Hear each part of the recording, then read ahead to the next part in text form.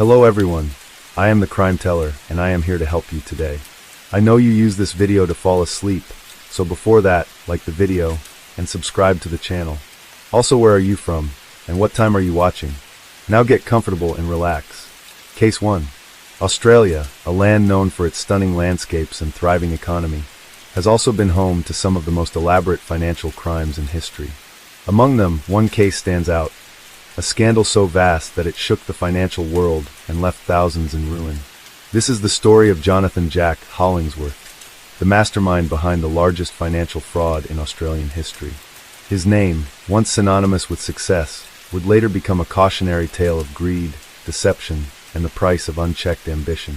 Born in Sydney in 1965, Jack grew up in a middle-class family with a sharp mind and an insatiable hunger for wealth. His father was a respected accountant, and his mother was a schoolteacher, an upbringing that instilled in him a keen understanding of numbers and persuasion. From a young age, Jack demonstrated an extraordinary ability to manipulate figures and convince people of his vision.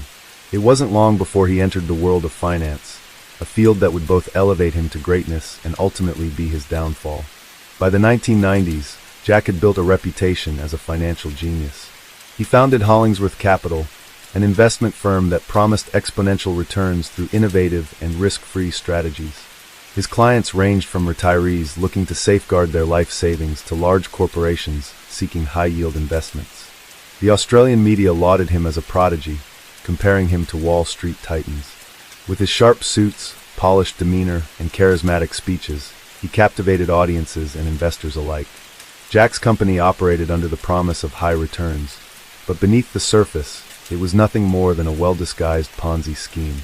He took money from new investors to pay returns to older ones, creating an illusion of endless profits.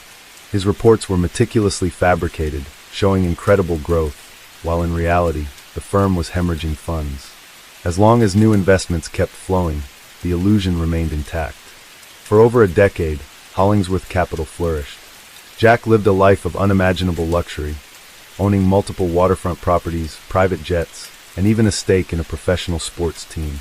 He rubbed shoulders with politicians, celebrities, and elite businessmen. He donated generously to charities, further solidifying his image as a benevolent tycoon.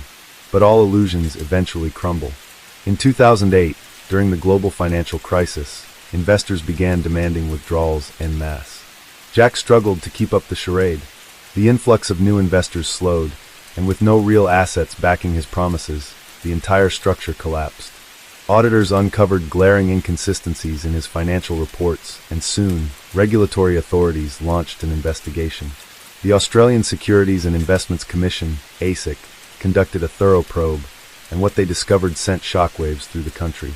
Hollingsworth Capital had defrauded investors of over 4.8 billion Australian dollars, making it the largest financial fraud in Australian history. The luxurious empire Jack had built was nothing more than a house of cards. Authorities moved quickly, freezing Jack's assets and arresting him as he attempted to board a private jet bound for the Caribbean. The trial that followed was one of the most publicized in Australian legal history. Victims, many of whom had lost their life savings, filled the courtroom, demanding justice. Jack Hollingsworth, once hailed as a financial genius, now sat in the defendant's chair, his empire reduced to ruins. The prosecution presented overwhelming evidence, detailing years of falsified records, fabricated returns, and reckless deception. Witness testimonies painted a grim picture of betrayal, with elderly retirees, small business owners, and even charitable organizations among the victims. The trial lasted for months, but the verdict was inevitable. Jack was sentenced to 42 years in prison, the harshest financial crime sentence in Australian history. His luxurious properties were seized and liquidated to compensate the victims, though many never fully recovered their losses. As he sat behind bars, stripped of his wealth and influence, Jack was left to reflect on the empire he had built on lies. His name, once spoken with admiration, had become a symbol of financial ruin.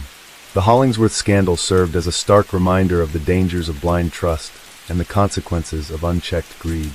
And so, the story of Jonathan Jack Hollingsworth became a cautionary tale, a reminder that even the most dazzling successes can crumble under the weight of deception. Jack Hollingsworth's story did not begin with fraud. It began with a dream, the kind of dream that drives men to greatness or leads them to ruin.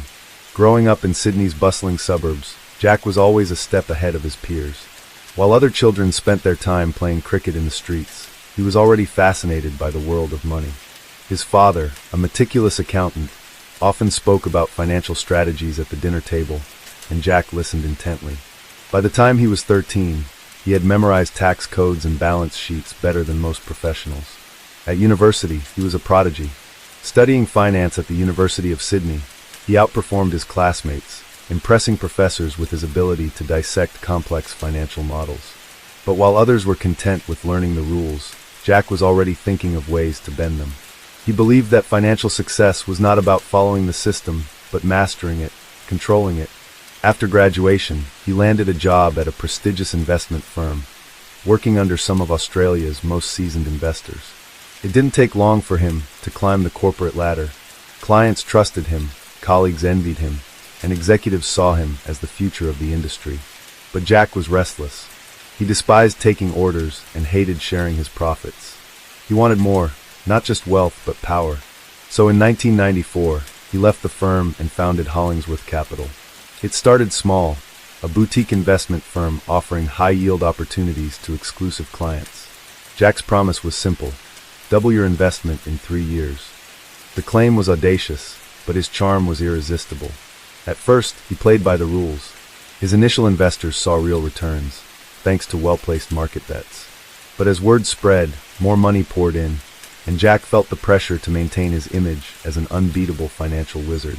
The moment came in 1997 when a major investment fell through, threatening to expose his weaknesses. Instead of admitting failure, he chose another path, the path that would define his legacy. Jack fabricated reports, showing profits where there were none. He used new investments to pay off earlier clients, convincing them that their money was growing at unprecedented rates. It was the perfect illusion. As long as money kept flowing, no one asked questions. By the early 2000s, Hollingsworth Capital was an empire. Investors lined up, desperate to be part of his golden touch. Jack bought skyscrapers in Sydney, penthouses in Melbourne, and even a private island off the coast of Queensland. His wealth seemed infinite, and his power was unmatched. He was no longer just a businessman, he was a legend. The Australian media idolized him, calling him the Oracle of Sydney. Government officials sought his advice, and celebrities invited him to their parties. He was everywhere, on the cover of business magazines, giving speeches at global summits, rubbing shoulders with billionaires. But behind the glamour, the cracks were already forming. By 2006, Jack was running out of time. He had promised impossible returns, and even with billions flowing through his hands, the math no longer worked. He tried expanding into international markets, hoping to bring in fresh investments. But economic shifts made investors cautious, and withdrawals started outpacing deposits. Then came 2008, the global financial crisis. The stock market crashed, and suddenly, investors wanted their money back. Jack stalled, assuring them that Hollingsworth Capital was secure. But when his top clients demanded withdrawals totaling hundreds of millions, the truth became undeniable. There was no money left. His final act of desperation was a gamble. He used what remained of his firm's assets in one last high-stakes trade. If it worked, he could cover up the losses and keep the illusion alive. But the market was ruthless, and within days, he lost everything. In October 2008, regulators launched an investigation. Clients reported missing funds, auditors found discrepancies, and journalists started digging. Jack tried to hold the facade for as long as he could, giving confident interviews, reassuring investors, and even attempting to secure last-minute funding from international banks. But the truth was out. On December 3, 2008, Hollingsworth Capital collapsed. The Australian Securities and Investments Commission, ASIC, froze all company assets, and law enforcement raided its headquarters. Office workers stood in shock as armed officers seized computers, files, and bank records. Thousands of investors, from wealthy executives to small business owners, realized they had been robbed. Jack, however, refused to surrender easily. While authorities built their case, he liquidated remaining assets and attempted to flee the country. His destination? The Caribbean, where he had hidden offshore accounts and secured a luxury mansion under a false identity. But he never made it. On December 7, 2008, just hours before his private jet was set to depart, authorities arrested him at Sydney Kingsford Smith Airport. The mastermind of the largest financial fraud in Australian history, was finally in handcuffs. Jack's trial was one of the most publicized in the country's history. Victims filled the courtroom, many of them elderly retirees who had lost their life savings. Prosecutors painted a brutal picture. A man who built an empire on deception, who stole 4.8 billion Australian dollars, who destroyed lives with no remorse. Witnesses testified about fake financial statements, fraudulent business deals, and fabricated profit reports. The defense tried to argue that Jack had meant well, that he had believed in his system and had planned to repay his investors. But the evidence was overwhelming. In 2010, after months of testimony, Jack was sentenced to 42 years in prison, the harshest financial crime sentence in Australian history. Jack's properties were seized and auctioned off. His offshore accounts were uncovered and drained to repay victims. But even with all recoveries, the damage was irreversible. Thousands of Australians lost everything. From his prison cell, Jack watched as the world moved on. His name became a cautionary tale, his legacy reduced to a single lesson: greed will always catch up with you. And so, the man who once ruled the financial world now sat in a cold, windowless cell, forgotten by those who once worshipped him. His rise had been legendary, but his fall was even greater.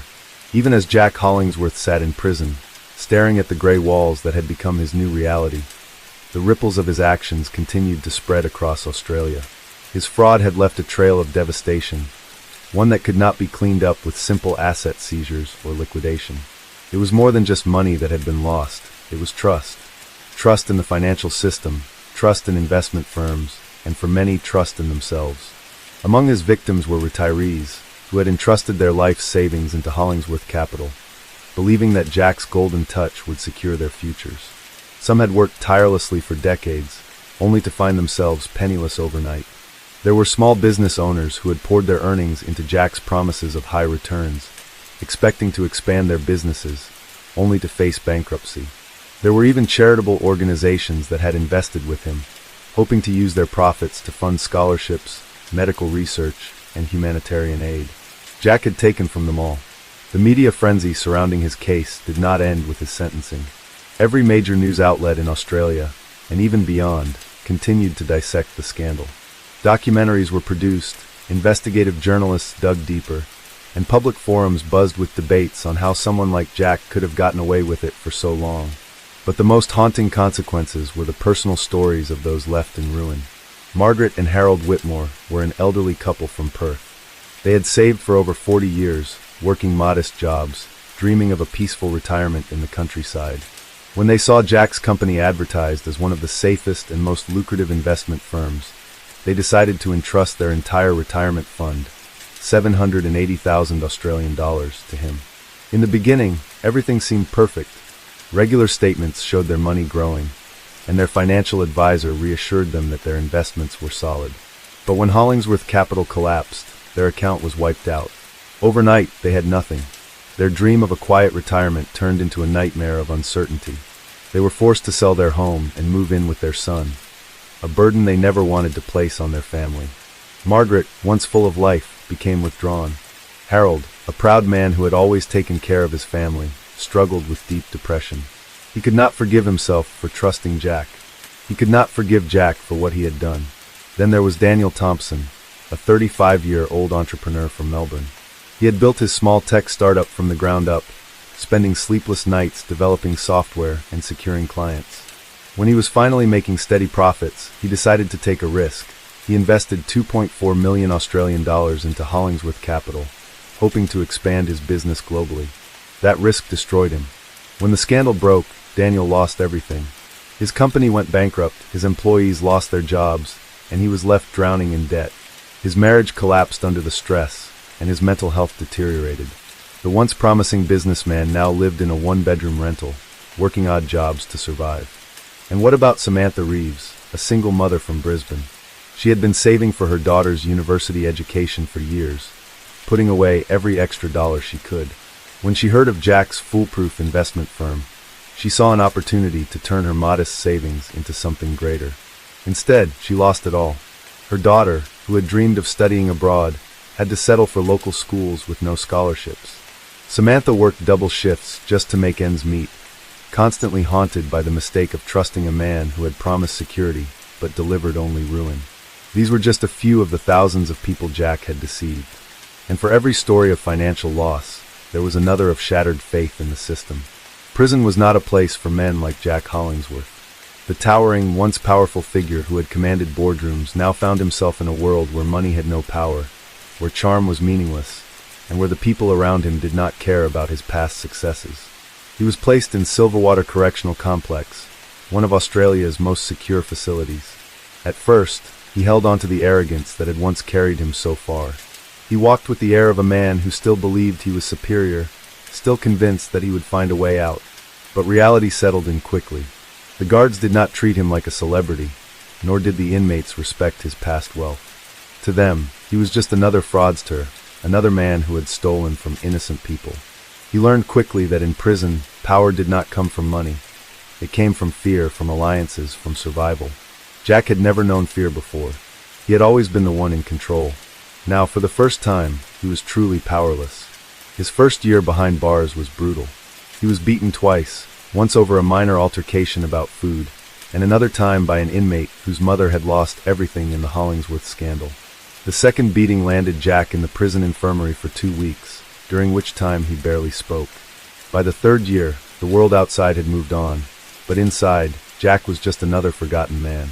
His once thick hair had grayed, his body had grown frail, and his mind was tormented by endless hours of isolation. He read books, not out of pleasure, but because it was one of the few ways to escape the crushing monotony of prison life. He spent hours replaying his life in his mind, questioning every decision, wondering if there had ever been a point where he could have stopped. But remorse never truly came. Jack did not cry for his victims. He did not feel guilt. Instead, he mourned his own fate, not the lives he had destroyed, but the empire he had lost. Even after years had passed, the effects of Jack's crimes lingered.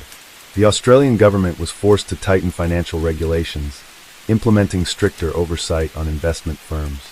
New laws were introduced to prevent similar frauds, and institutions that had once praised Jack were now his fiercest critics. But money could not be returned to everyone. Even with 1.3 billion Australian dollars recovered through asset seizures, offshore account closures, and legal battles, the total damage of 4.8 billion Australian dollars meant that most victims received little more than fragments of what they had lost. Jack's name became a symbol of greed. Universities taught case studies on his fraud, analysts dissected his techniques, and aspiring investors were warned never to trust someone who promises guaranteed wealth. In 2021, over a decade after his imprisonment, a documentary series about his crimes was released, featuring interviews with former clients, ex-employees, and financial experts. Jack himself was invited to participate, but he refused. He did not want the world to see what he had become. By 2025, Jack Hollingsworth was no longer a household name. His empire had long since crumbled, his name wiped from the financial elite. He was simply another old man in prison, another cautionary tale in the long history of fraudsters who had once soared, only to fall harder than they ever imagined. As the years passed, the prison walls became his world. The sound of slamming doors, the distant voices of guards, and the rhythmic count of head counts became the only things he truly knew. He had built an empire on deception, believing he was untouchable. But in the end, the truth had caught up with him. And for all the wealth he had once possessed, all the power he had once wielded, Jack Hollingsworth now had nothing. Not even his freedom. Case 2.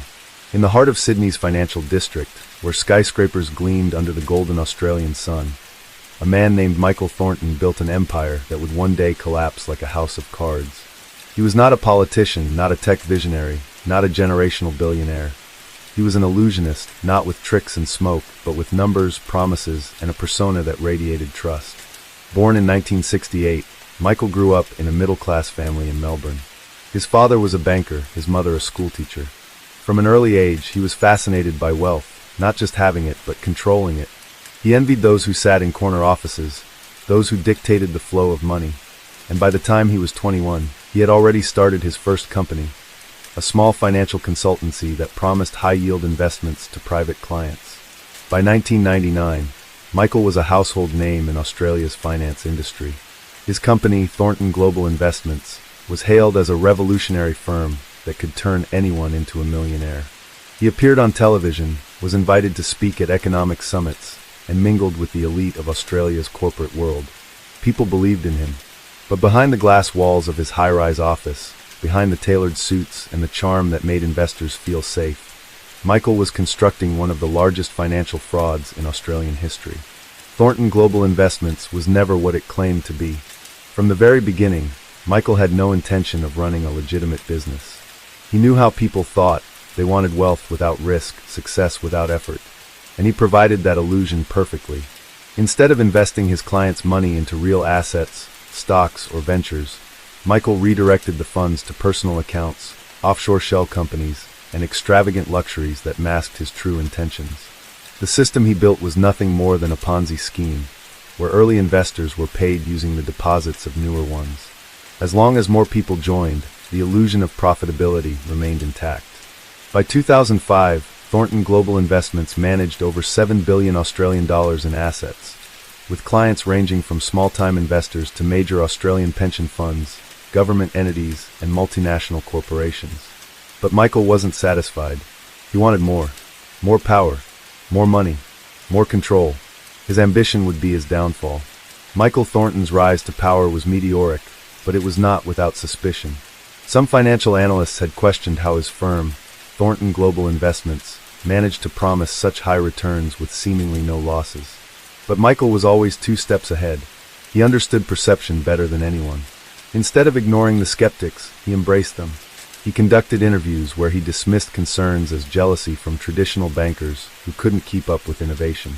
He hosted lavish seminars and investor retreats in places like the Whitsundays and the Gold Coast, presenting himself as a financial genius who had cracked the system. His offices in Sydney, Melbourne, and even London and Hong Kong were masterpieces of luxury. Glass walls, hand-carved mahogany desks, and marble floors that reflected the opulence of the empire he had built.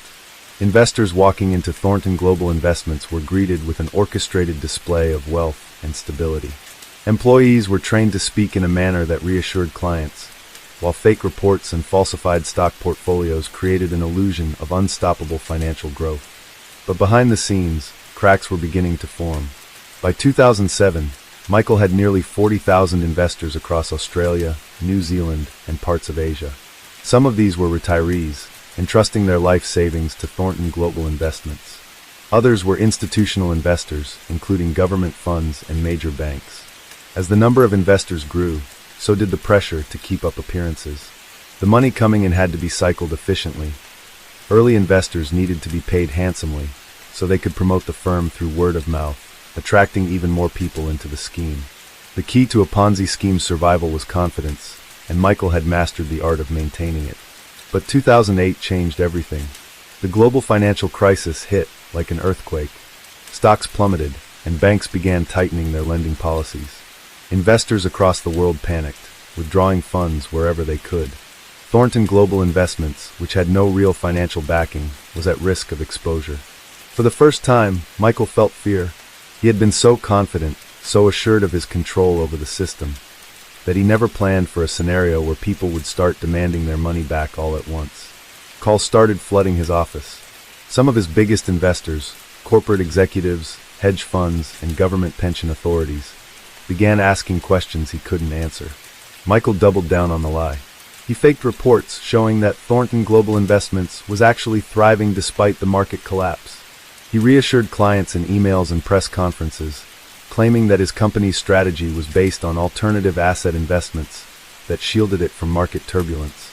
For a while it worked, but behind closed doors, the numbers didn't add up. There was no money left to cycle. Michael had spent too much on his extravagant lifestyle. Private jets, luxury yachts, million-dollar homes in Sydney and the Bahamas. Then, the first major investor filed a lawsuit. A wealthy mining magnate from Perth, who had placed nearly 200 million Australian dollars into Thornton Global Investments, suspected fraud when his withdrawal request was delayed. His lawyers began digging through the financials, and what they found set off alarm bells. Michael was now fighting against time. He needed one final trick to escape exposure. But this time, he was out of illusions. By early 2009, Michael Thornton was no longer the untouchable financial genius he once was. The lawsuits were piling up, and regulators were starting to take notice. Thornton Global Investments, once seen as the gold standard of wealth management, was now under intense scrutiny. But Michael was still buying time. He sold off assets, liquidating properties and offshore accounts to keep paying off select investors, the ones whose silence mattered most. Politicians, powerful businessmen, and media moguls who had invested with him were given payouts to keep them quiet and compliant. But the math didn't work anymore. For every 1 million Australian dollar he paid to common investor, there were 10 more demanding their money back. Thornton Global Investments had taken in over 7 billion Australian dollars, and the reality was there was less than 100 million Australian dollar left in liquid assets. Michael, for the first time in his life, was desperate. He needed an out, a way to escape before the entire house of cards collapsed. So he did what every desperate man in his position would do. He ran. Using a network of shell companies and offshore banking accounts, he funneled the last of his available funds, nearly 70 million Australian dollars, into private accounts in Switzerland and the Cayman Islands. He then chartered a private jet set for Dubai, a jurisdiction with no extradition treaty with Australia. The plan was simple: arrive in Dubai, disappear into the wealthy elite circles, where money and status could buy permanent immunity, live under a new identity, using a network of forged documents. It was a foolproof escape plan, or so he thought. Unbeknownst to Michael, Australian financial regulators and international law enforcement agencies had been watching his movements for months. While he was busy transferring funds and preparing his escape, an elite task force was piecing together his fraudulent empire, tracing every dollar that had vanished into offshore accounts. On the night of March 17, 2009, as Michael's private jet sat on the tarmac at Sydney Kingsford Smith Airport, ready for departure, the authorities made their move. A convoy of police vehicles, federal agents, and forensic accountants surrounded the jet. Armed officers stormed the aircraft minutes before takeoff, arresting Michael in front of his pilots and security detail. He never saw it coming. As he was pulled from the jet, cameras flashed, and the headlines the next morning painted him as Australia's biggest financial criminal, the mastermind of the most devastating Ponzi scheme the country had ever seen. The arrest of Michael Thornton shattered the financial world. Within days, Thornton Global Investments was declared insolvent. Tens of thousands of investors lost everything: retirees, corporations, government funds, all wiped out. Over 6.8 billion Australian dollars had vanished, most of it impossible to recover. The investigation into Michael's empire of lies became one of the largest financial fraud cases in Australian history, exposing how deeply the corruption ran. His senior executives were also arrested, many of whom had knowingly participated in the scheme in exchange for multi-million-dollar bonuses. After a high-profile trial, Michael was convicted on multiple counts of fraud, embezzlement, and financial deception. His sentence?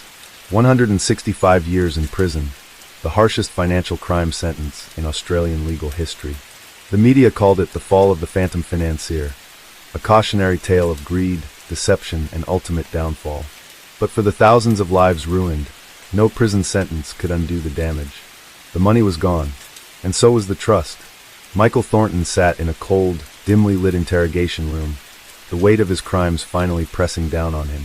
For the first time in his carefully controlled life, he had no script, no way to spin the narrative, and no power to manipulate the situation. The Australian Federal Police, AFP, financial crime investigators, and forensic accountants had been piecing together his web of deception for months. Every fraudulent transaction, every offshore account, and every falsified document had been meticulously mapped out, leaving no room for denial. As he sat across from the lead investigator, staring at the thick file of evidence placed before him, he knew there was no way out. The fall of Thornton Global Investments, TGI, was more than just the collapse of a fraudulent empire. It was a financial earthquake that sent shockwaves through the entire country. Within days of Michael's arrest, the Australian Securities and Investments Commission, ASIC, froze all of TGI's remaining assets, sending a clear message to investors that their money was gone. Pension funds, corporate savings, life savings of hard-working Australians, obliterated overnight. In Melbourne, an elderly couple who had invested their retirement savings into TGI lost everything, forcing them to sell their home. In Sydney, a single mother of two, who had trusted Michael's firm with her savings, was left with nothing. Even government-backed investment funds, including several superannuation portfolios, were hit, shaking public confidence in financial institutions across Australia. The scandal made global headlines, drawing comparisons to some of the biggest Ponzi schemes in history. Forensic accountants, working with law enforcement, peeled back the layers of fraud within TGI, revealing a system so complex and well-orchestrated that it had fooled even seasoned financial professionals. Here's how Michael pulled it off. Fake investment portfolios. He provided investors with falsified reports showing impressive returns on investments that never actually existed. Ponzi payouts. Older investors were paid off using the money from newer investors, keeping up the illusion of steady profits. Offshore laundering. Funds were funneled through shell companies in the Cayman Islands, Switzerland, and Singapore, making it nearly impossible to trace. Political influence. He made strategic donations to political campaigns and charities, ensuring that he had powerful friends who wouldn't question his success. Luxury and excess. To maintain the illusion, Michael lived like a king, flying on private jets, sailing on super yachts, and throwing extravagant parties that reinforced his image as a financial genius. But the deeper investigators dug, the darker the reality became. Michael knew his empire was built on lies. He never intended to create real wealth, only to accumulate as much money as possible before the inevitable collapse. And when it finally crumbled, he was ready to run. Despite the seizure of assets, most of the 6.8 billion Australian dollars was still missing. The forensic team discovered that large sums had been withdrawn in cryptocurrency, hidden in offshore trusts, and funneled through anonymous financial channels. Some of the money was traced to luxury properties in Dubai, Monaco, and the Caribbean, while other funds simply vanished into the ether. Authorities issued international warrants, working with Interpol and financial intelligence agencies worldwide to locate the missing billions. But Michael had been careful. While he sat behind bars, the fortune he had stolen was still out there, waiting to be claimed. And not everyone believed he would stay in prison forever. At Long Bay Correctional Complex, one of Australia's highest security prisons, Michael Thornton was placed under constant surveillance. Officials feared that, with his connections and hidden wealth, he might attempt an escape. And their fears weren't unfounded. Even from inside his maximum security cell, Michael was still a man of influence. Prison staff reported suspicious visits from lawyers who had ties to offshore banking firms. Authorities found that large sums of money were still being moved between secret accounts, raising questions about who was controlling Michael's hidden fortune. Rumors swirled that his network of loyalists was working on a plan to get him out. Would the phantom financier disappear again? Or was this truly the end of his reign? Only time would tell. The days turned into weeks, and Michael Thornton's fate seemed all but sealed. He was no longer the celebrated financial genius, the man who had been praised in business magazines, invited to high-profile investment summits, or consulted by the wealthy elite for financial advice. Now he was nothing more than a prisoner, a man reduced to an inmate number, his life dictated by the iron bars that separated him from the world he once controlled. The Australian media followed the case relentlessly. Every detail about his lavish past life, every whisper of a possible escape attempt, and every clue about the missing billions became a headline. His name had become synonymous with greed, betrayal, and deception. But for Michael, the story was far from over. Even behind bars, he was still calculating. He still had connections. He still had money hidden in places no investigator had yet discovered. And as much as the Australian government wanted to believe that this was the end of the saga, Michael knew better. He had spent his entire life staying 3 steps ahead, and he wasn't about to stop now. Inside Long Bay Correctional Complex, the routine was suffocating. Every morning, he was woken up at 6 a.m., his name called as the guards made their rounds. Breakfast was served on plastic trays, a miserable offering compared to the gourmet meals he once enjoyed in his penthouse overlooking Sydney Harbor. His days were spent in a stark, gray-walled cell, with only a small window offering a glimpse of the outside world. He refused to interact with the other inmates. They were criminals of a different breed, violent offenders, drug dealers, men who had clawed their way through life in a different way than Michael had. They had stolen with force. Michael had stolen with charm. They had been reckless. Michael had been careful. Or at least, he thought he had been. The first months passed slowly.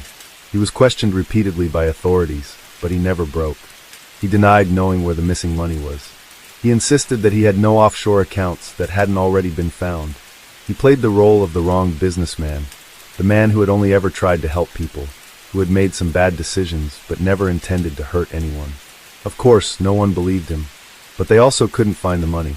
Billions of dollars had simply vanished into thin air. The world outside continued to shift. Investors who had been ruined by Thornton Global Investments demanded justice, but justice was slow. Court proceedings dragged on, with lawyers trying to claw back whatever assets they could. Some of the properties linked to Michael were sold, the funds distributed among the victims, but it was a mere fraction of what had been lost. Many lost everything. Some took their own lives, unable to cope with the financial devastation. Families were torn apart. Businesses collapsed. The damage wasn't just in numbers, it was in lives destroyed. And through it all, Michael remained silent. There were rumors that he had orchestrated the biggest financial disappearance in history.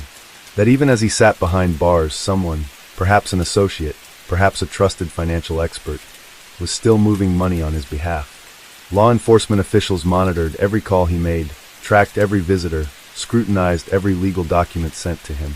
But nothing led to the missing fortune. Michael had planned for this. He had prepared for the day when his empire would fall. And he had one last card to play. It happened in the dead of night. A guard making his routine rounds found Michael lying motionless on the floor of his cell. His skin was pale, his breathing shallow. A barely touched meal tray sat near his bed, as if he had lost interest in food altogether. Emergency medical teams were called in. He was rushed to the prison infirmary, then transferred to a secure wing of a Sydney hospital under heavy guard. The diagnosis was unclear. Some suspected a heart condition. Others believed it was a reaction to stress. But the truth was more complicated. Michael had spent months preparing for this moment. He had slowly weakened himself, skipping meals, making himself appear ill, ensuring that his health would deteriorate just enough to require hospitalization, but not enough to kill him. It was a carefully executed deception, one that no one saw coming. And in the chaos of his sudden transfer, in the flurry of medical tests and security protocol changes, an opportunity arose. One that Michael had counted on all along. The world outside continued moving, oblivious to the intricate scheme that had been set in motion. Michael Thornton, the man whose name had once been synonymous with wealth and power, was now a ghost, a frail, almost lifeless figure confined to a hospital bed, surrounded by security personnel who believed they had him under control. But they didn't. His plan had taken years to perfect. It had started long before his arrest, before the media storm, before the collapse of his empire. He had known deep down that one day, everything would come crashing down. And when that day came, he needed an escape plan that no one would see coming. The pieces had already been set in place. In the sterile white room of Royal Prince Alfred Hospital, Michael lay unmoving. Electrodes were attached to his chest, monitoring his heartbeat. His arms, once strong and commanding, now appeared thin, weakened by months of malnutrition. The doctors whispered among themselves, uncertain about his condition. They saw a man who had finally paid the price for his crimes, a man who had broken under the weight of his own deceit. But what they didn't see were the small, almost imperceptible gestures, the subtle movements of his fingers, the quiet, practiced breathing techniques, the way his eyes, though half closed, remained alert beneath his long lashes. Michael wasn't broken. He was waiting. The hospital was heavily guarded. 2 officers were stationed outside his room at all times, and additional security cameras had been installed to monitor his every movement. Any visitors were searched thoroughly. Every meal was inspected. On the surface, it seemed impossible for him to escape, but that was exactly what he wanted them to believe. At 2:47 a.m., the hospital was at its quietest. The corridors were dimly lit, and only the faint hum of medical equipment filled the silence. The guards outside Michael's room shifted their weight, fighting off exhaustion. Inside the room, Michael lay still. His heart monitor beeped at a slow, steady rhythm. His body remained motionless. Then, at exactly 2:49 a.m., the screen monitoring his vitals let out a sharp, prolonged beep. Flatline. A nurse on the night shift glanced at the screen. For a second, she hesitated. Then, realizing what had happened, she sprang into action. A code blue was issued. Doctors and nurses rushed into the room, pushing a crash cart inside. One of the guards stepped in, watching as the medical team surrounded Michael's bed. Defibrillator pads were placed on his chest. Clear. A surge of electricity jolted through his body. His back arched slightly, but his vitals didn't return. Another shock. Still nothing. The tension in the room thickened. The lead doctor checked his watch. It had been 4 minutes since the flatline. One of the nurses reached for a syringe of epinephrine, preparing to inject it into his bloodstream. And that's when it happened. The power went out. The entire hospital was plunged into darkness. For a brief moment, chaos erupted. Doctors shouted orders. The guards cursed, fumbling for their flashlights. Alarms blared in the distance. Emergency generators kicked in, but it took a full 30 seconds for them to restore minimal lighting. And in that brief window of absolute darkness, Michael Thornton vanished. The room was empty. The bed where he had lain, weak and dying, was now cold and undisturbed. The monitors still beeped faintly, but the man they were meant to keep alive was gone. The guards stood frozen, disbelief plastered across their faces. There had been no windows in the room. No possible way out except for the door, which had been guarded the entire time.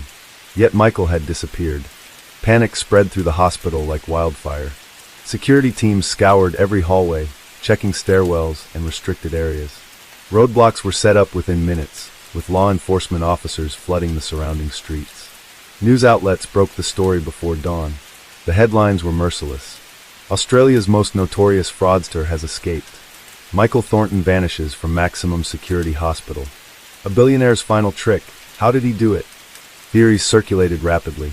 Some believed he had bribed hospital staff. Others speculated that he had used advanced medical knowledge to fake his death. A few even suggested inside help from the very people meant to guard him. But no one had an answer, because no one knew the truth. Michael was no longer in Australia. By the time authorities locked down airports, train stations, and private docks, he was already thousands of miles away. His escape had not been a spur-of-the-moment decision. It had been planned down to the very last detail. Years earlier, he had secured multiple identities, complete with authentic passports, bank accounts, and offshore assets that had never been linked to his name. Every piece of the plan had been executed with military precision, from the timing of the power outage to the medical staff unknowingly involved in his disappearance. Even his malnourished appearance had been part of the illusion. He had deliberately weakened himself just enough to require hospitalization, knowing that his real opportunity lay outside the walls of a prison. And now he was free. For months, law enforcement agencies across the world hunted for him. His name was placed on Interpol's most wanted list. International investigators tracked possible financial transactions, trying to locate the billions that had disappeared along with him. But there was nothing. No trace of his accounts. No suspicious withdrawals. No sightings of him. Michael Thornton had beaten the system one last time. The world moved on. Eventually, his name faded from the news cycle, replaced by newer scandals, fresher crimes, and different villains. The people he had deceived still suffered, but the world had a short memory. And somewhere, on a quiet beach in a country that didn't extradite criminals, a man who once ruled Australia's financial empire sat under the sun, sipping a drink, watching the ocean waves roll in. He was older now, but he was still Michael Thornton, and for the first time in a long time, he was exactly where he wanted to be. Case 3. Arizona had seen its fair share of crime, drug trafficking, fraud, and cartel violence creeping across the border.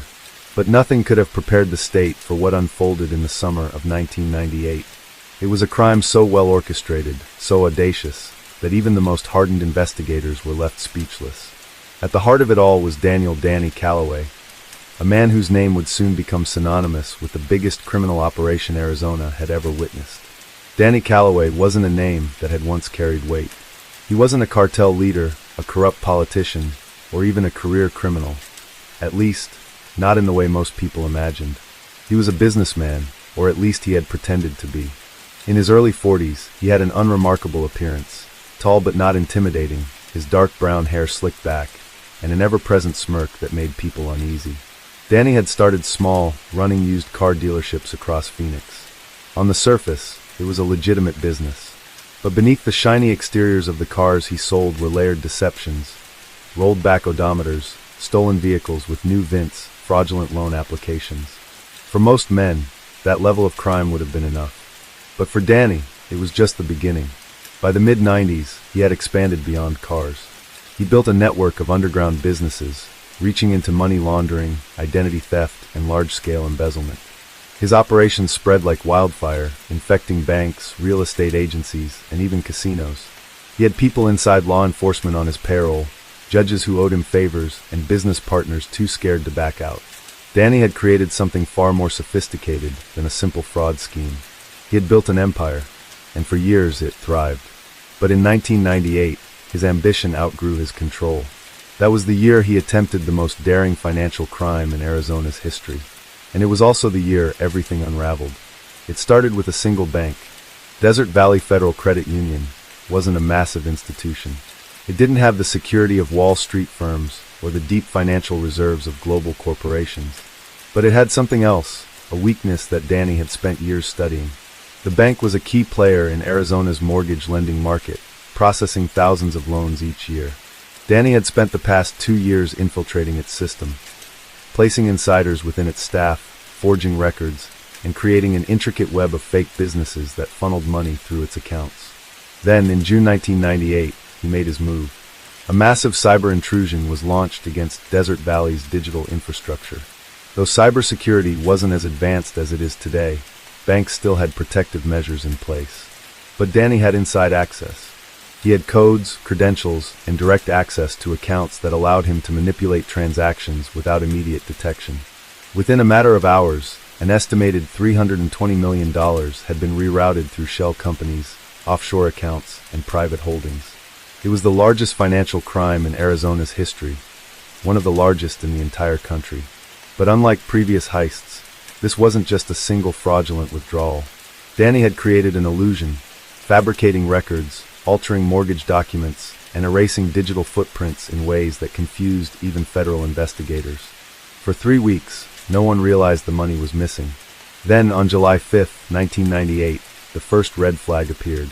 A Desert Valley employee noticed a series of unusual mortgage approvals linked to companies that didn't exist. By the time the bank's fraud detection team investigated, it was already too late. The money had vanished.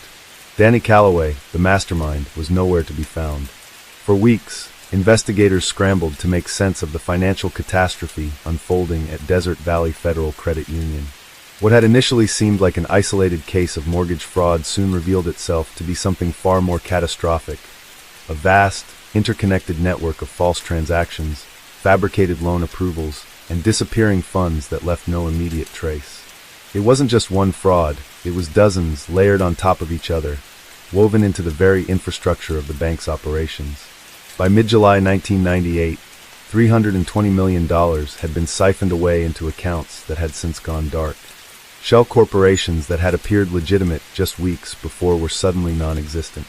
The digital footprints left behind were nothing more than ghost trails, designed to mislead anyone who came looking. But the man at the center of it all, Danny Calloway, was still missing. Law enforcement agencies, including the FBI, Arizona Department of Financial Institutions, and the U.S. Treasury, launched an aggressive investigation. The first challenge was understanding how the fraud had been carried out. Investigators scoured through thousands of bank records, digital logs, and employee access reports. What they found painted a picture of a mastermind who had spent years building a system designed to collapse on itself the moment anyone tried to trace it. Danny had anticipated every move they would make. Every shell company they uncovered led to another layer of deception.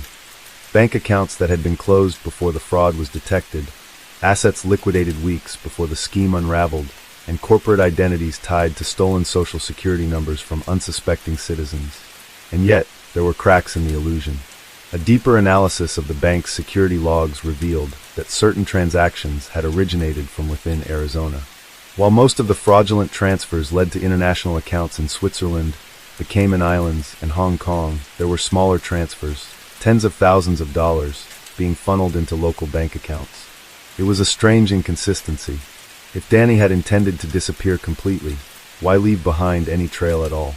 Then, investigators found the first real clue. A wire transfer of $75,000 had been sent to a luxury real estate firm in Sedona, Arizona, just days before the bank sounded the alarm. The recipient? A real estate holding company registered under a name that meant nothing at first glance, until investigators traced it back to one of Danny Calloway's past aliases. He was still in Arizona. By late July, authorities had narrowed their search to a remote estate in Sedona, a sprawling desert property valued at over $2.5 million, a mansion tucked away in the Red Rock Canyons, far from the noise of Phoenix. The property had been purchased in cash, a detail that immediately raised suspicions. Investigators moved quickly, conducting aerial surveillance and undercover stakeouts to determine if Danny was inside. The estate was heavily secured, motion detection cameras, steel-reinforced gates, and a private security team patrolling the premises. For someone who had vanished without a trace, it was an unusual choice. To stay so close yet build a fortress rather than escape the country. But there was a reason for it. Inside that mansion, Danny wasn't just hiding. He was running the next phase of his operation. The investigation into his network had unearthed a second layer of fraud, one even more audacious than the bank heist. While authorities were chasing the missing millions, Danny had already begun transferring funds into legitimate investments under new identities. Luxury real estate, high-end art, rare gold reserves, and even stock market positions. He wasn't just hiding money. He was legitimizing it. The plan was simple. By the time law enforcement caught up, the stolen money would be indistinguishable from legally owned assets. Even if investigators seized his known holdings, they wouldn't be able to touch what they couldn't prove was stolen. It was a level of financial deception that few criminals had ever pulled off successfully. But Danny had been too ambitious, leaving just enough evidence for authorities to make their move. On July 30th, 1998, after weeks of surveillance, law enforcement launched a highly coordinated raid on the Sedona estate. Federal agents, SWAT teams, and financial crime specialists moved in at dawn, surrounding the property before anyone inside could react. What they found inside wasn't just Danny Calloway. It was a crime empire still in motion. The sun had barely begun to rise over the red rock cliffs of Sedona when law enforcement made their final approach. The air was still, heavy with the desert heat that would soon blanket the landscape in an unforgiving wave of dry fire. The estate, surrounded by steel-reinforced fencing and lined with motion sensors, sat at the edge of an isolated canyon, its stone facade blending into the landscape, as if trying to disappear into the earth itself. The silence before the raid was thick with anticipation. Agents had studied every inch of the property for weeks, watching from a distance, tracking movement patterns, and mapping out the best points of entry. Danny Calloway was inside. They were certain of that. What they didn't know was how many others were with him, or what kind of resistance they would encounter once they breached the perimeter. A coordinated team moved in from 3 directions, covering all possible exits. They had timed their entry to the moment of least activity, before the security guards made their early morning patrol, before anyone inside could react. As they reached the gate, cutting through the security system in seconds, a single motion sensor tripped, sending a silent alert to the estate's internal network. There was no time to hesitate now. The team moved fast. Breaking through the front entrance was the first challenge. The door, reinforced with steel plating, resisted the initial breach. It wasn't a door meant for security. It was meant for fortification. The realization hit hard. This wasn't just a place to hide. It was a place built to withstand an attack. A second entry team breached through a side window, scaling the stone walls and breaking through tempered glass with explosive charges.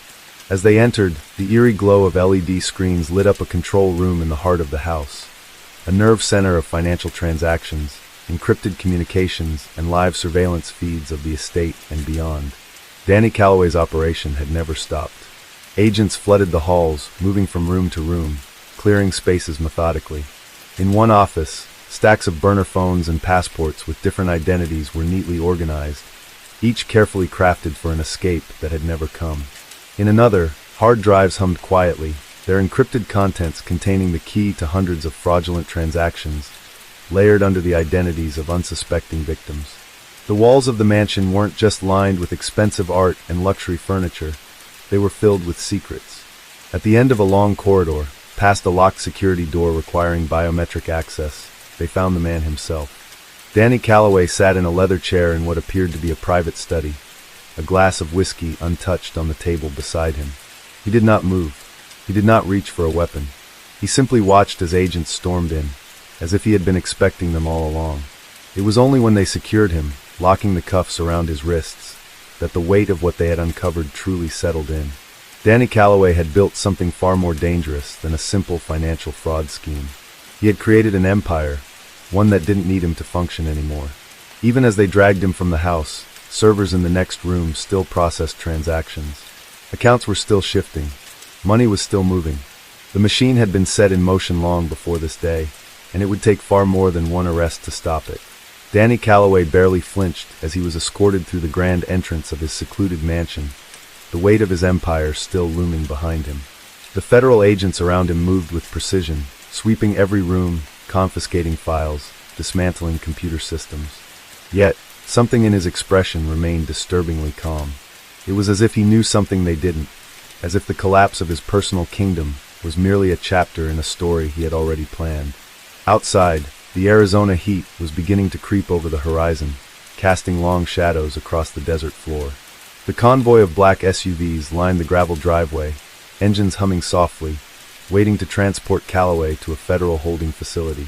But even as the agents secured their suspect, sealing his fate in the back of an armored vehicle, the vast reach of his operations was still unraveling. Calloway's network was not confined to a single estate, nor even to the borders of Arizona. His financial schemes had spanned continents, infiltrating investment firms, private equity funds, and offshore accounts so deeply embedded that even the world's most elite forensic accountants would spend years untangling the mess. Inside the estate, analysts were already combing through the evidence. What they found was more intricate than anticipated. The walls of the house were lined with built-in safes, each containing stacks of encrypted drives, ledgers written in a cipher known only to Calloway and his closest associates, and artwork purchased through shadow markets as a way to launder illicit funds. Every document told a story.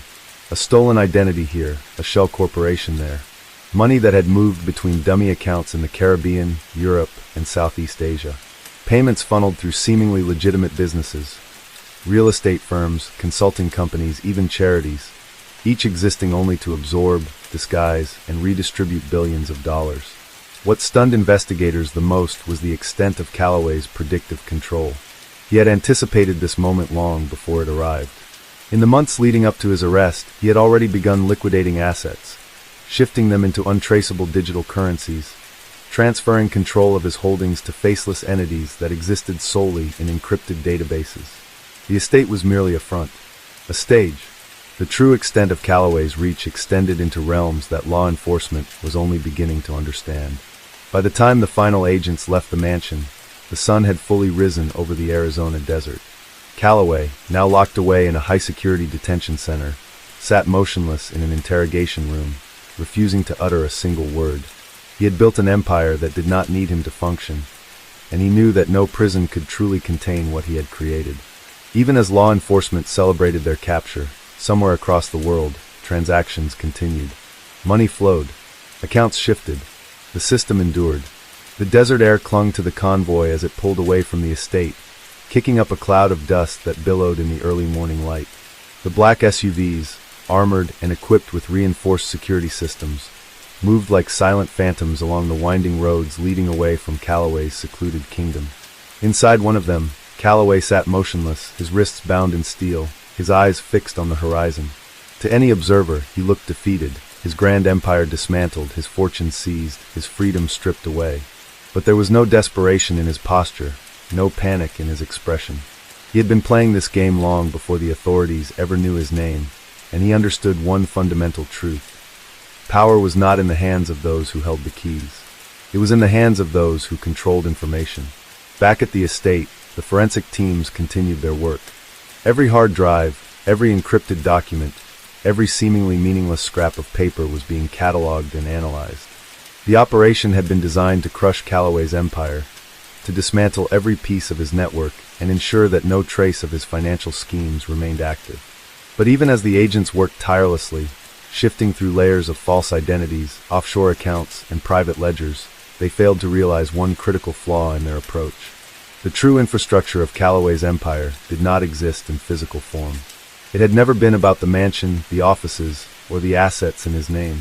It had never been about numbered accounts or luxury properties or gold bars stashed in vaults across the world. His empire was in the code.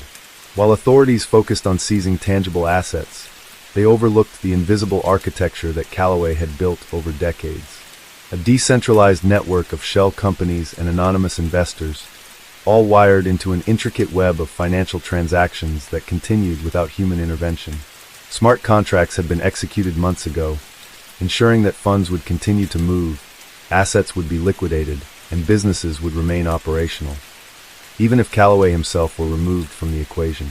In the detention center where he was being processed, Calloway remained silent. He knew that, at that very moment, his network was still functioning. Transactions were being carried out by algorithms he had programmed long before his arrest. Funds were being siphoned through blockchain channels that no government entity could trace. Identities that had once been linked to him were being erased, rewritten, reassigned. By the time he was led into an interrogation room, his hands still cuffed, the outside world had already begun to realize the extent of their miscalculation. Financial analysts working for law enforcement agencies began reporting irregularities in offshore markets, massive movements of capital that should have been frozen. Private equity firms linked to Callaway's network found their assets inexplicably shifting, absorbed into entities that had never existed on paper. The agents seated across from him began their questioning, but Callaway simply smiled. They thought they had won. But the truth was, Callaway had always planned for this moment. He had left no single point of failure in his empire. He had built something far more dangerous than just a financial fraud scheme. He had built something unstoppable. The cell was silent except for the faint hum of the security cameras, their lenses tracking every movement in the sterile, dimly lit room. Danny Callaway sat on the metal bench, his hands still cuffed in front of him. He hadn't spoken a word since his arrest, nor had he shown any sign of distress.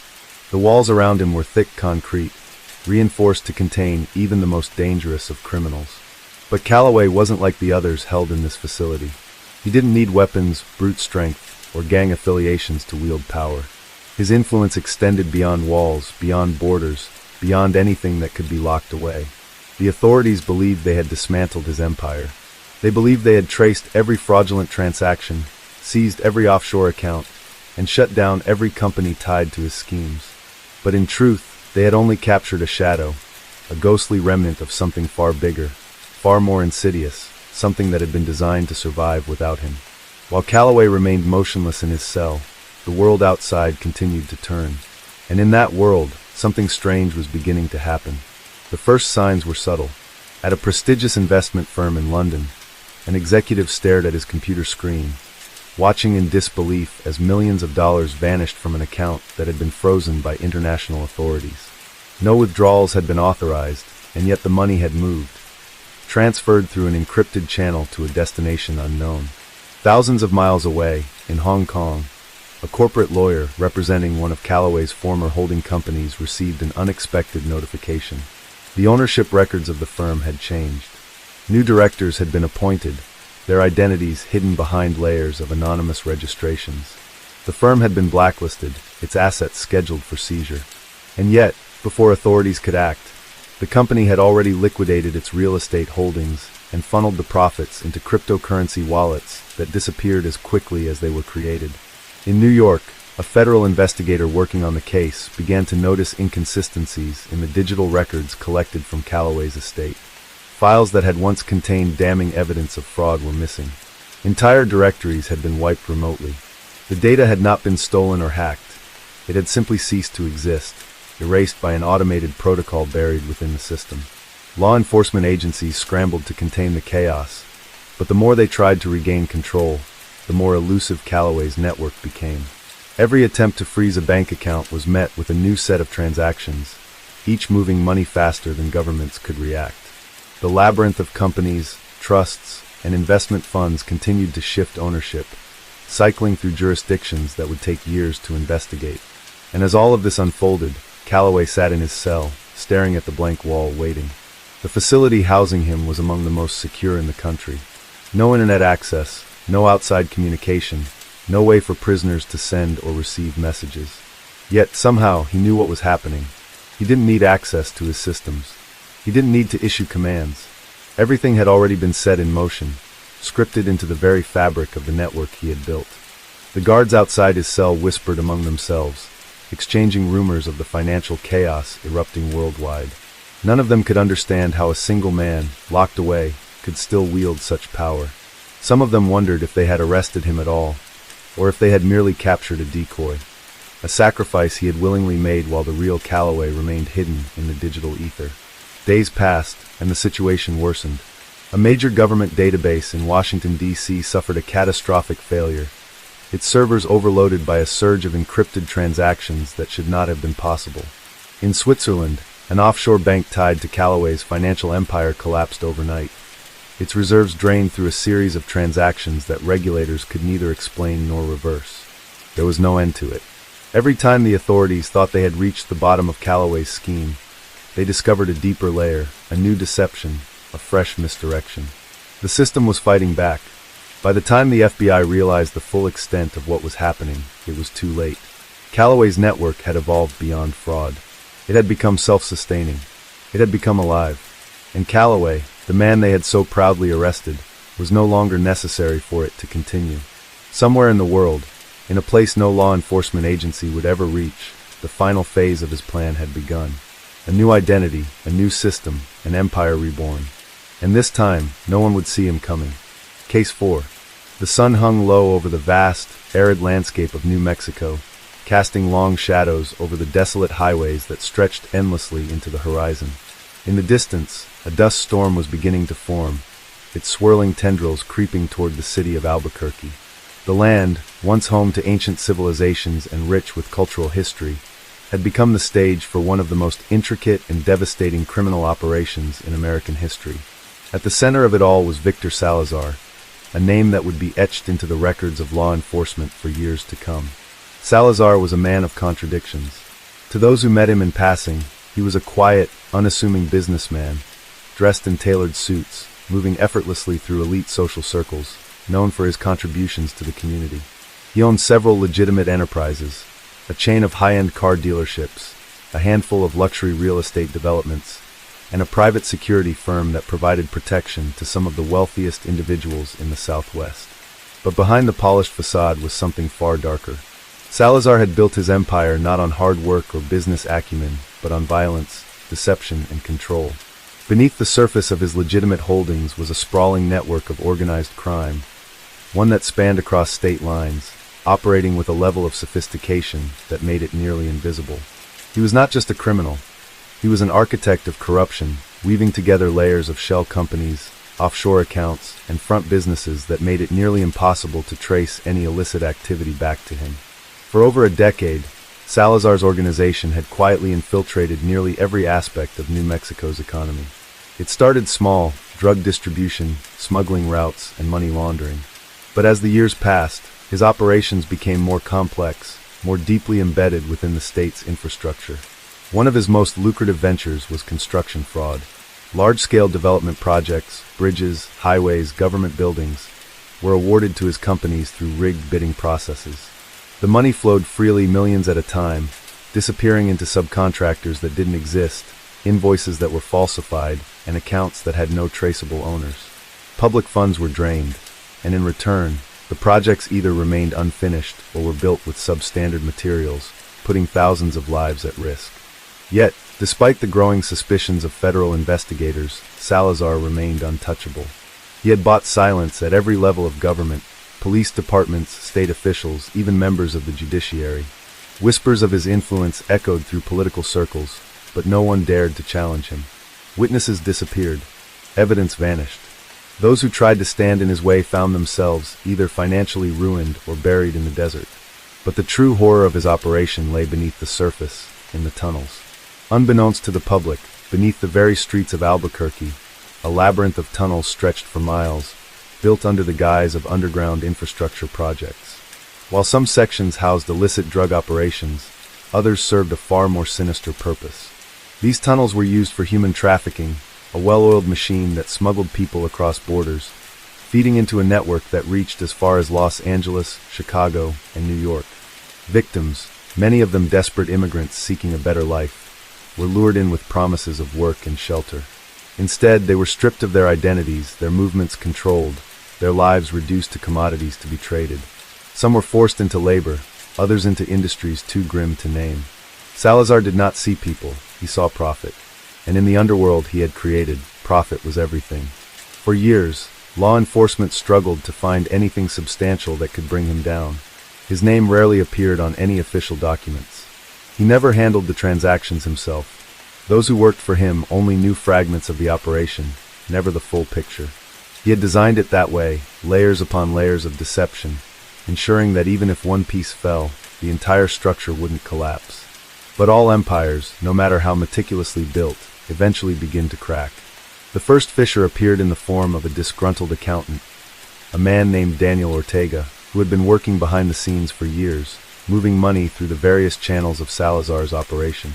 Ortega had once been fiercely loyal, but after witnessing one too many atrocities, he made a choice that would change everything. With a trove of classified financial records, Ortega turned himself over to the FBI, offering detailed accounts of Salazar's fraud, his offshore holdings, and the intricate web of laundering that kept his empire running. The information was damning, enough to trigger the largest federal investigation in the state's history. As the government moved in, executing raids across multiple properties, seizing records, and issuing subpoenas, Salazar vanished. Some believed he had fled the country. Others speculated that he had used his vast network to secure a new identity. But as the investigation dug deeper, something chilling was discovered. Beneath one of Salazar's abandoned warehouses, a new tunnel had been under construction. Unlike the others, this one wasn't meant for smuggling. It was built as an escape route, one that led deep into the mountains, ending at a concealed airstrip. There was no trace of where he had gone. No security footage, no credit card transactions, no witnesses. It was as if Victor Salazar had simply erased himself. Months passed, then years, and still, no one could say for certain what had happened to him. His empire, though severely crippled, had not completely collapsed. Some believed he was still pulling the strings from the shadows, his influence woven so deeply into the fabric of New Mexico's underground that removing him entirely was impossible. Even now, there are those who claim to have seen him, an unremarkable man in a dark suit, boarding private planes, passing through border towns, always one step ahead of those who sought to bring him to justice. And in the quiet corners of Albuquerque, among those who knew the truth, a single question remained. Was Victor Salazar truly gone? Or was he simply waiting for the right moment to return? In the months following Victor Salazar's disappearance, New Mexico found itself in a state of uncertainty. Law enforcement had dismantled several branches of his empire, uncovering a staggering amount of financial fraud, human trafficking networks, and drug smuggling operations. Properties were seized, assets frozen, and dozens of his closest associates were arrested. The media frenzy surrounding the case painted Salazar as a ghost, a man who had built a criminal kingdom in plain sight and then vanished without a trace. Despite the extensive investigation, one lingering truth remained. His empire was still breathing. Though it had been weakened, it had not been destroyed. Key figures in his organization had either gone into hiding or were continuing to operate in fragmented cells, waiting for orders that would never come. His absence had created a power vacuum, and the underworld of New Mexico was in turmoil. At first, the FBI believed that time would erode what remained of Salazar's influence. But as weeks turned into months, the evidence suggested otherwise. Financial transactions, mirroring the patterns of his previous operations, were still occurring. Construction fraud bids were still being filed under different corporate names, and offshore accounts tied to his network continued to move large sums of money. Even more disturbing were the reports coming from the Mexican border. Shipments that had once been routed through Salazar's tunnels were still making their way north, as if nothing had changed. The most chilling revelation came from a series of anonymous tips. Individuals who had once worked for Salazar, men and women who had gone into hiding after the raids, began reporting sightings of him. In some cases, the accounts were vague. A man resembling Salazar spotted at a high-end casino in Las Vegas, a private jet departing from a small airstrip near the Arizona border, a hotel reservation under an alias that had been linked to his past operations. But other reports were far more detailed. One such report came from an informant known only as Marco, a former money launderer who had once been on Salazar's payroll. Marco had been placed into witness protection after agreeing to testify against some of the mid-level operatives still at large. But in early December, he contacted his federal handler with a disturbing message. "He's not dead. He's not gone. He's watching." The agent assigned to Marco, Special Agent William Knox, immediately requested an emergency meeting. Marco, visibly shaken, revealed that he had received an unmarked package at his safe house. Inside was a single photograph. It was grainy, clearly taken from a distance, but there was no mistaking what it showed. It was a picture of Marco, sitting in his car outside a grocery store, taken just 2 days earlier. There was no note, no return address, just a chilling confirmation that someone had found him, despite the government's best efforts to keep him hidden. The implications were staggering.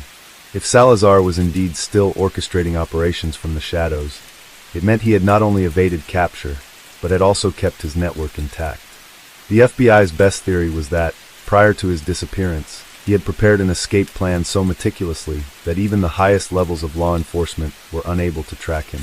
Offshore accounts under false identities, multiple safe houses spread across South America, Europe, and the Caribbean. Every possibility was being explored. But the most disturbing possibility of all was that Salazar had never left at all. As investigators combed through the remnants of his empire, they discovered something peculiar: construction records that didn't add up. Hidden among the legitimate building projects and fraudulent bids, there were permits filed under non-existent companies, detailing construction work on properties that should not have existed. A team of forensic accountants, working in tandem with local authorities, uncovered blueprints for a property in the heart of the New Mexico desert, one that had been marked as an abandoned mining operation. Satellite images showed nothing but barren land, a seemingly forgotten piece of history. But when a ground team was sent to investigate, what they found defied explanation. Beneath what appeared to be a collapsed mine entrance was a hidden steel door, reinforced and nearly impervious to standard excavation equipment. After several hours of attempting to gain access, the team managed to pry it open, revealing a staircase descending deep into the earth. What lay beyond was more than just a bunker. It was a subterranean fortress. The underground facility was extensive, stretching for nearly half a mile beneath the desert floor. The air was stale, the walls lined with reinforced concrete and steel, suggesting that it had been built with precision and secrecy. Electricity was still running, powered by an underground generator, and within the structure were fully furnished living quarters, storage rooms stocked with supplies, and computer servers still warm to the touch. But the most chilling discovery was a single desk in the farthest chamber of the bunker.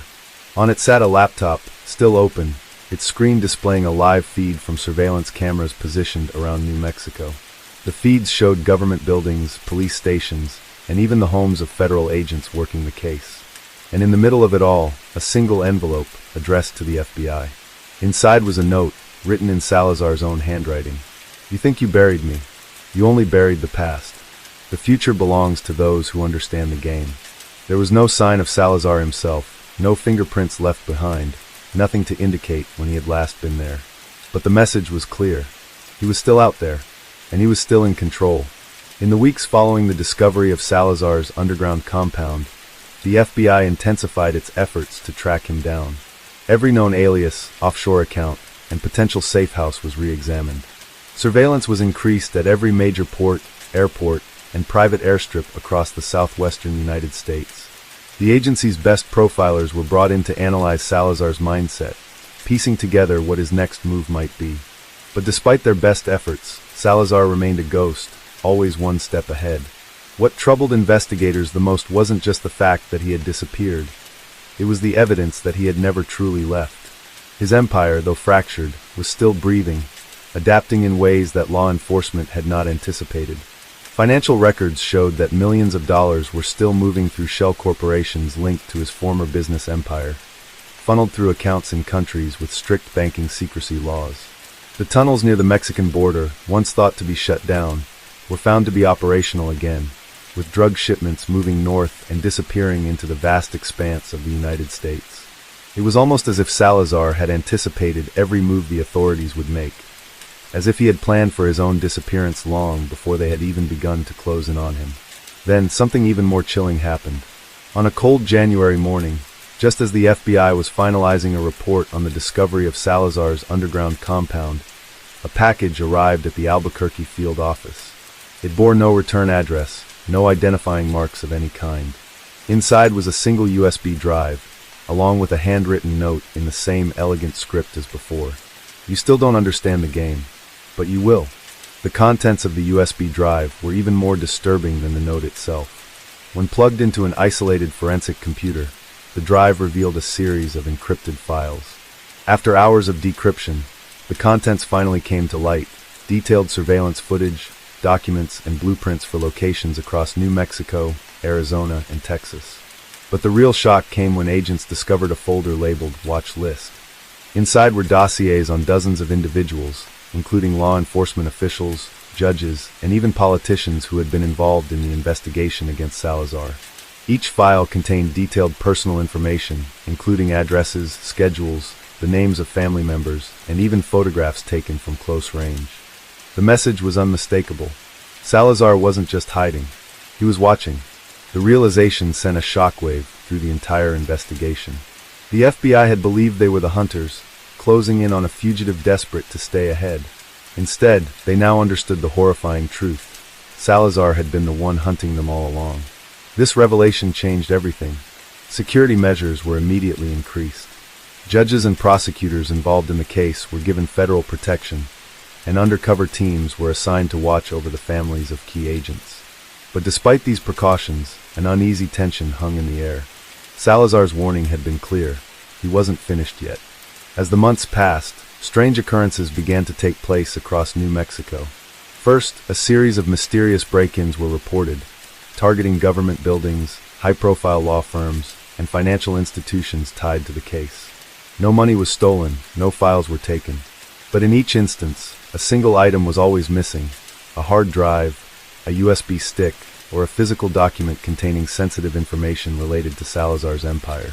Then came the disappearances.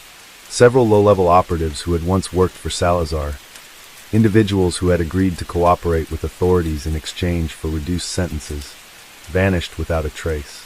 In some cases, their homes were found ransacked, their vehicles left abandoned on the side of the road. There were no ransom demands, no bodies found. It was as if they had simply ceased to exist.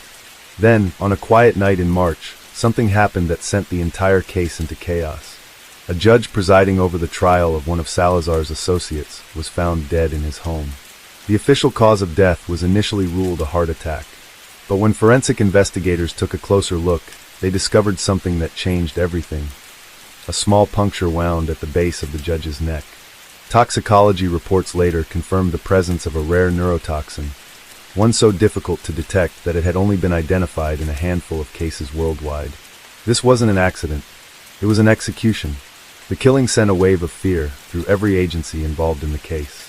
If Salazar was behind this, it meant that his reach extended further than they had imagined. The message was unmistakable. He was still in control. The case against Salazar's organization had already begun to unravel. Witnesses who had once been willing to testify now refused to speak, terrified that they would be next. Lawyers who had been working on the case withdrew, citing personal reasons for their sudden departures. Even some members of law enforcement began questioning whether this was a fight they could truly win. But the real turning point came when a former associate of Salazar's, who had been placed into witness protection, was found murdered in a remote cabin in Colorado. His body had been positioned carefully, his hands clasped together as if in prayer. On the wall behind him, scrawled in his own blood, were just 3 words: "He is coming." At that moment, the investigation took on a new sense of urgency. If Salazar was still operating, then law enforcement had only one option left. They had to stop him before he struck again. Every available resource was thrown into the search.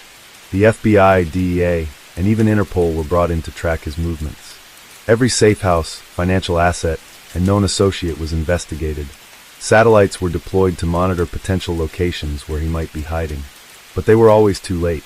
Every time they closed in on a lead, it vanished, as if Salazar had anticipated their moves before they even made them. The pattern was undeniable. He wasn't just avoiding capture. He was toying with them, watching them scramble while he remained just out of reach. Then, just as suddenly as the killings had begun, they stopped. For months, there was no sign of Salazar. No mysterious break-ins, no encrypted messages, no unexplained disappearances. It was as if he had simply vanished once again, slipping back into the shadows where no one could find him.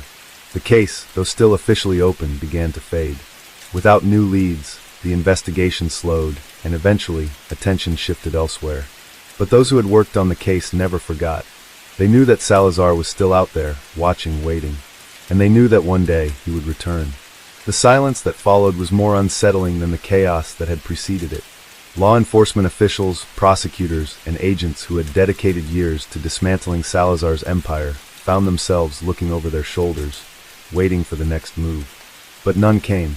Months turned into a year, and the fear that had gripped New Mexico slowly began to loosen. News cycles moved on. Politicians who had once made careers out of promising Salazar's capture redirected their efforts elsewhere, and the scars left behind by his reign of terror began to fade. But those who had truly understood the depth of his reach, those who had studied his every move, who had seen firsthand the kind of power he wielded, knew that the quiet was not a sign of surrender. It was a prelude. In the early hours of a cold October morning, a man stumbled into a small gas station just outside of Santa Fe. His clothes were torn, his body battered and bruised, his breath ragged as he collapsed onto the floor. The clerk behind the counter, startled, rushed to help him. As the man lifted his head, the clerk froze. He recognized the face. The man was Javier Sosa, one of Salazar's closest lieutenants, a man who had been presumed dead after the first wave of takedowns over a year ago. The police were called, and soon, FBI agents arrived at the gas station to take Sosa into custody. But what they found in the interrogation room left them shaken. Sosa, a man once known for his unshakable loyalty to Salazar, was now a shadow of his former self. His eyes darted wildly, his hands trembled, and he refused to sit still. When the agents finally managed to calm him enough to speak, his voice was barely above a whisper. "He's still here," Sosa murmured. "You don't understand. You never did." The agents pressed him for details, but what he told them only deepened the mystery. According to Sosa, Salazar had never truly disappeared. He had never even left New Mexico. The idea that he had fled to South America or Eastern Europe was a deliberate deception, a smokescreen designed to convince the world that he was gone. In reality, he had gone underground in the most literal sense. The agents were skeptical at first. The idea that Salazar had been operating under their noses for the past year seemed impossible. But then Sosa told them something that made their blood run cold. "He built a new city," Sosa whispered, "beneath the desert." At first, the agents assumed he was speaking metaphorically, but Sosa insisted otherwise. He described an elaborate network of underground tunnels, bunkers, and safe houses stretching for miles beneath the New Mexico desert. Hidden beneath abandoned mines, beneath old ghost towns, beneath places no one had thought to look. Salazar had always been obsessed with control, with having a contingency plan for every possible scenario. And when law enforcement had come for him, he had simply retreated deeper into the shadows. But what was even more terrifying was what Sosa claimed had happened to those who had tried to leave. "There's no leaving," he said. "Not alive." Sosa described a series of brutal purges, carried out by Salazar himself. Anyone who showed signs of disloyalty, anyone who had been compromised or who posed a risk, was eliminated. The disappearances that had plagued the investigation weren't random acts of violence. They had been deliberate executions, carried out in the name of maintaining secrecy. And somehow, through it all, Salazar had continued to operate, rebuilding his empire from beneath the earth itself. The FBI knew that if even a fraction of what Sosa was saying was true, it meant they had been playing Salazar's game all along. They hadn't been hunting him. He had been hurting them, manipulating them into thinking they were closing in while he continued to expand his reach. But now, for the first time in over a year, they had a lead. Sosa provided them with a location, a remote stretch of desert, far from any main roads, surrounded by nothing but barren wasteland. According to him, this was one of the entrances to Salazar's underground network. It wasn't the main base, but it was a starting point. The FBI wasted no time. Within hours, a team was assembled, SWAT teams, forensic specialists, tactical units, all prepared for what they might find. As they made their way toward the coordinates Sosa had given them, an eerie sense of foreboding settled over the team. The desert stretched endlessly around them, silent and unyielding. When they arrived, they found nothing but an abandoned gas station, half buried by sand and time. At first glance, there was nothing unusual about it.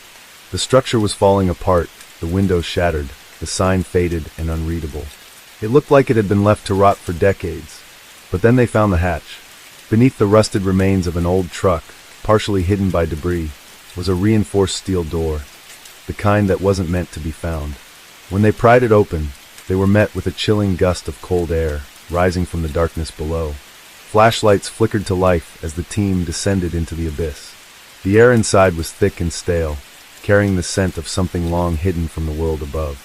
As they moved forward, they found themselves in a vast underground chamber, its walls lined with crude wiring, flickering bulbs casting long, twisted shadows. But what disturbed them most was the silence. The space was empty, no guards, no workers, nothing. It was as if whoever had been there had known they were coming, and had vanished before they could arrive. Then they saw the message. Scrawled across the far wall, in thick, dark letters, were 2 words. Too late. The realization hit them all at once. This had been a trap. Before they could react, an explosion ripped through the underground chamber, sending debris crashing down around them. The ground shook violently, dust and smoke filling the air as the team scrambled for cover. The reinforced tunnel began to collapse, forcing them to retreat before they were buried alive. By the time they made it back to the surface, the entrance was gone, swallowed by fire and rubble. Salazar had known they were coming, and once again he had vanished. The aftermath of the operation left law enforcement shaken. They had been outplayed at every turn, chasing shadows while Salazar continued to stay one step ahead. The weeks that followed were filled with frustration and dead ends. Every attempt to track down another entrance, another lead, another trace of Salazar's operation led nowhere. The man had once again disappeared, leaving behind nothing but rumors and fear. And then, just as before, the killings stopped. No more disappearances. No more cryptic messages. No more signs of Salazar's presence.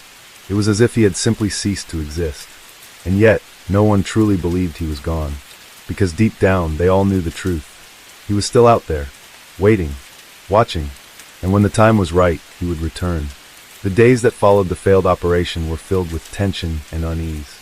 The FBI and local authorities knew they had suffered a devastating loss, not just in manpower, but in their credibility. For months, they had worked under the belief that they were gaining ground, dismantling the last remnants of Salazar's empire. But now it was clear that everything had been orchestrated. Every move they made, every supposed victory, had been part of a grander scheme. Salazar had never been caught off guard. He had been leading them along the entire time. The destruction of the underground facility was a message, and everyone understood it. Salazar was not just a criminal, he was a tactician, someone who had turned the very act of pursuit into a game he could manipulate. And if he had been one step ahead before, now he was miles ahead. But something had changed. The silence following the explosion was not the same as before. It wasn't the eerie, calculated quiet of a criminal empire biding its time. It was different. Something had shifted in the underworld of New Mexico. There were whispers in the streets, rumors among informants and old contacts. Something had happened to Salazar, but no one knew exactly what. The FBI doubled their efforts, scouring the region for any trace of movement, any sign that could tell them where Salazar had gone and what he was planning next. And then, out of nowhere, a new name emerged from the darkness. A name that had never been spoken in connection to Salazar before. A name that sent chills down the spines of those who heard it. Vera Santiago. There was almost no information on her in law enforcement databases. No criminal record, no history, no affiliations, nothing that would indicate she had ever been involved in organized crime. But those who knew the underworld understood what her name meant. Vera Santiago wasn't just anyone. She was Salazar's most dangerous asset. And now she was in control. For those who had followed Salazar's rise over the years, it had always seemed that he worked alone. He built his empire with his own hands, pulling the strings in the shadows while his enemies fought against ghosts. But in reality, he had never been alone. Vera Santiago had always been a phantom presence, someone who existed just beyond the reach of authorities, orchestrating things from the deepest levels of secrecy. She had never appeared in financial records, never been caught on surveillance footage, never been named by informants or captured in wiretaps. Yet, her influence was undeniable. In the weeks following Salazar's supposed disappearance, the underworld of New Mexico shifted in a way that no one had anticipated. The violence stopped. The disappearances halted. The flow of drugs, weapons, and illicit money through the state slowed to a crawl. For the first time in over a decade, it seemed as though the criminal empire Salazar had built was truly collapsing from within. And that's when the bodies began to surface. Not just bodies, high-ranking members of Salazar's network. Men who had been untouchable for years were suddenly found dead in places no one had expected. Some were discovered in their homes, executed with a precision that left no doubt it had been an inside job. Others were pulled from the Rio Grande, their bodies weighed down as if someone wanted them to disappear without a trace. But the most terrifying thing was how clean it all was. There were no signs of struggle, no witnesses, no messages left behind, just silence and fear. The few remaining informants who still had connections to the underground world were hesitant to speak.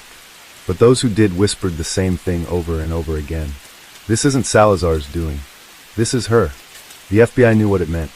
Vera Santiago was eliminating Salazar's empire piece by piece, and no one could figure out why. The turning point came when a new piece of evidence surfaced, one that no one had expected. A surveillance camera outside a rundown motel in Albuquerque captured a brief, shadowy glimpse of a woman entering a room late at night. Normally, the footage would have meant nothing, just another person walking into a cheap, forgotten motel. But the motel manager, who had been watching the news, recognized the face of the man she had been meeting. It was Javier Sosa, the same man who had stumbled into a gas station months earlier, claiming that Salazar was still alive. The same man who had led the FBI into the underground facility that had nearly killed them all. Sosa had vanished shortly after the operation, disappearing without a trace. Now he was back, and he was meeting with Vera Santiago. The FBI wasted no time. They assembled a strike team, prepared for the worst as they moved in on the motel. Agents surrounded the building, moving silently through the night. But when they breached the room, they found only Sosa. And he was already dead. A single bullet wound to the chest. No struggle. No signs of a fight. No weapon left behind. Just Sosa lifeless, sitting against the wall, his eyes still open in shock. The only thing left behind was a message, scrawled in blood across the motel mirror. "You're looking in the wrong place." The FBI knew what it meant. This wasn't about Salazar anymore. This was something bigger. As the months passed, Vera Santiago became a ghost once more. The killings slowed, then stopped. The criminal networks that had once thrived under Salazar crumbled into nothingness. It was as if someone had systematically erased every trace of his empire from existence. And yet, Salazar himself was never found. Some believed he had been killed in the purges, another casualty in the battle for control. Others believed he had escaped once again, retreating even deeper into the shadows where no one could find him. But those who had truly known him, those who had studied his mind, his tactics, his obsession with control, knew that death wasn't his style.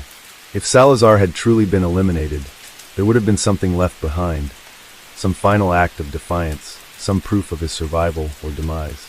Instead, there was nothing, and that was the most terrifying part of all, because if Salazar was still alive, it meant he was waiting, for the right moment, for the perfect opportunity, for the next game to begin. And when that day came, no one would see it coming. The disappearance of Vera Santiago marked the final unraveling of the most enigmatic chapter in New Mexico's criminal underworld. The FBI had been certain that she was methodically dismantling Salazar's empire, erasing every trace of his existence and silencing those who had once thrived under his rule. But with her sudden vanishing, a new uncertainty took hold. For months, law enforcement agencies scrambled to piece together the remnants of the criminal syndicate that had once dominated the state. What they found was unsettling. There was nothing left. The cartel had not merely fallen apart, it had been erased. Bank accounts were emptied, assets liquidated, properties abandoned. Even those who had operated in Salazar's shadow had either fled or vanished without explanation. It was as if the entire network had been wiped from existence, leaving behind only whispers and unanswered questions. Yet, amidst the silence, one thing became increasingly clear. Salazar had never truly lost control. Despite everything, the failed FBI sting, the explosion, the purge led by Vera, Salazar himself had never been found. No body, no confirmed sightings, no definitive proof of his fate. He had become a ghost, more elusive than ever, lurking just beyond the reach of those who had hunted him for years. And then, just when the world had begun to forget his name, the first letter arrived. It was a cold morning in Santa Fe when Special Agent Daniel Mercer received the envelope. There was nothing remarkable about it, just a plain white package, no return address, no markings. But when he tore it open, a chill ran through him. Inside was a single sheet of paper, printed with a message that made his stomach turn. "You buried the wrong bodies." There was no signature, no indication of who had sent it. But Mercer knew. Salazar was still alive. The message set off a wave of panic within the Bureau. After months of silence, they had assumed that the threat had passed, that whatever had remained of Salazar's empire had been destroyed. But this letter, this cryptic, mocking message, was proof that they had been played yet again. A forensic team analyzed the paper, searching for fingerprints, DNA, anything that could lead them to its origin. But it was spotless. Whoever had sent it had been careful, meticulous, leaving no traces behind. And then the second letter arrived. This time, it was delivered to a journalist in Albuquerque, a crime reporter who had spent years covering Salazar's reign. The message was just as unsettling. Not everything that disappears is lost. The journalist went to the authorities immediately, and as soon as the FBI had the letter in their hands, the pieces began to fall into place. Salazar wasn't just alive. He was watching them, and he was waiting for something, The pattern continued over the next several weeks.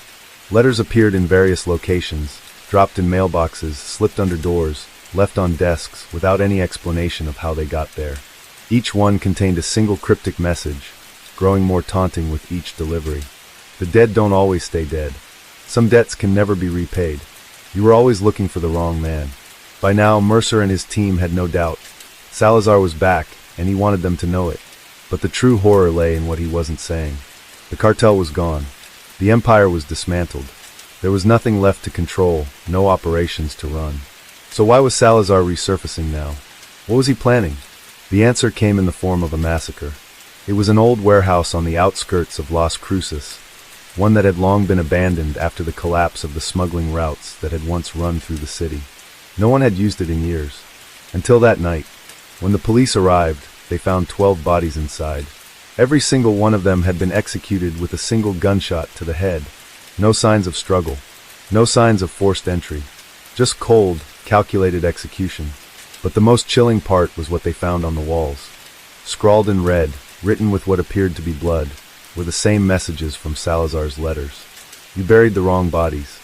The dead don't always stay dead. Not everything that disappears is lost. This wasn't just a warning. It was a declaration. Salazar was rebuilding. And this time, he wasn't just running a cartel. He was creating something far worse. The bodies were identified over the following days, and what investigators discovered shattered every assumption they had made. The 12 men weren't just random casualties. They were former cartel members, but not from Salazar's network. They were from Vera Santiago's inner circle. The same people who had helped dismantle Salazar's empire. The same people who had turned against him. And now they were dead. It wasn't just a massacre. It was revenge. For the first time since Salazar's disappearance, the FBI had a horrifying realization. Vera Santiago hadn't eliminated Salazar. She had only delayed the inevitable. Salazar had been waiting for the perfect moment to return, and now he was back. But he wasn't the same man anymore. He wasn't just the ghost of a cartel. He was something far worse. Something no one could predict. Something no one was prepared for. And this time, there would be no warnings. Only death. Case 5. In the bustling heart of Ho Chi Minh City, where the relentless hum of commerce fills the air, a woman named Trong My Lan stood as a towering figure in Vietnam's real estate industry. Born on October 13, 1956, in Saigon, she hailed from a family of Teochew heritage. Her entrepreneurial journey began modestly with a hair accessories business, but her ambition soon propelled her into the realm of real estate. In 1992, she founded the Van Thinh Phat Group, a company that would become synonymous with luxury developments across Vietnam. Lan's ascent was meteoric. Through strategic alliances and an uncanny ability to navigate the complex intersections of business and politics, she expanded her empire. By 2012, she had gained control over the Saigon Joint Stock Commercial Bank, SCB, Vietnam's largest bank by assets. This acquisition not only solidified her financial influence, but also provided her with the means to fund her expansive real estate projects. However, beneath the veneer of success lay a labyrinth of financial manipulations. Lan's control over SCB was far from transparent.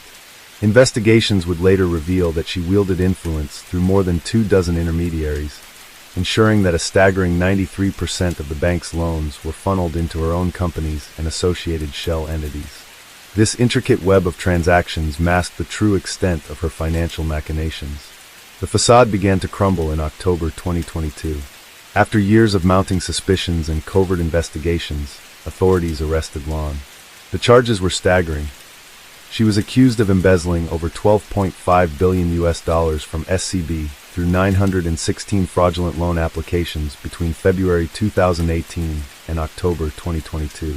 The revelation of such a colossal fraud sent shockwaves through Vietnam's financial sector. The aftermath of her arrest was tumultuous. The exposure of the fraud led to a crisis of confidence among SCB's depositors. Panic ensued, and within days, 3 SCB employees tragically took their own lives. The bank faced a severe liquidity crisis as depositors rushed to withdraw their funds, fearing for the safety of their savings. In March 2024, Lan's trial commenced at the Ho Chi Minh City People's Court. The proceedings were unprecedented in scale.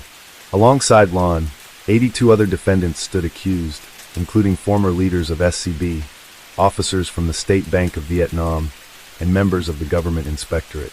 The charges ranged from embezzlement to bribery and violations of banking regulations. The court meticulously dissected the operations of Van Thin Phat Group and SCB. Testimonies revealed how Lan, with the assistance of her niece, Trong Hu Van, had established 52 shell companies and 4 legitimate businesses. These entities were instrumental in securing 155 loans from SCB, effectively siphoning vast sums into their personal coffers. On April 11, 2024, the verdict was delivered. Lan was sentenced to death by lethal injection for her role in orchestrating the massive embezzlement scheme. Her niece received a 17-year prison sentence, while other defendants faced penalties ranging from suspended sentences to life imprisonment. The ramifications of the scandal were profound. The embezzled amount represented approximately 3% of Vietnam's GDP in 2022, underscoring the systemic vulnerabilities within the nation's financial institutions. The government, in response, initiated sweeping reforms aimed at enhancing transparency and accountability in the banking sector. Lan's downfall served as a stark reminder of the perils of unchecked ambition and the intricate dance between wealth and power. Her story, once a testament to entrepreneurial success, became emblematic of one of the most significant financial frauds in Southeast Asia's history. Trong My Lan's rise to power was not an accident. She was a master of influence, a woman who understood the intricacies of Vietnam's financial and political landscape like few others. From the early days of her business ventures, she built relationships with key figures in both government and banking, ensuring that her real estate empire would never lack the funding or regulatory approvals it needed to expand. She was strategic, careful, and above all patient. While others sought quick gains, she played the long game, weaving a network of power that extended into the highest levels of the country's financial system. For decades, Vietnam had been undergoing rapid economic development, transitioning from a centrally planned economy to one driven by market forces. Foreign investment was pouring in, and real estate was booming. It was the perfect environment for someone like Lan to thrive. She understood that land was the ultimate commodity, a finite resource that could only appreciate in value. She secured prime locations in Ho Chi Minh City, Hanoi, and other major urban centers, often through opaque transactions that left little paper trail.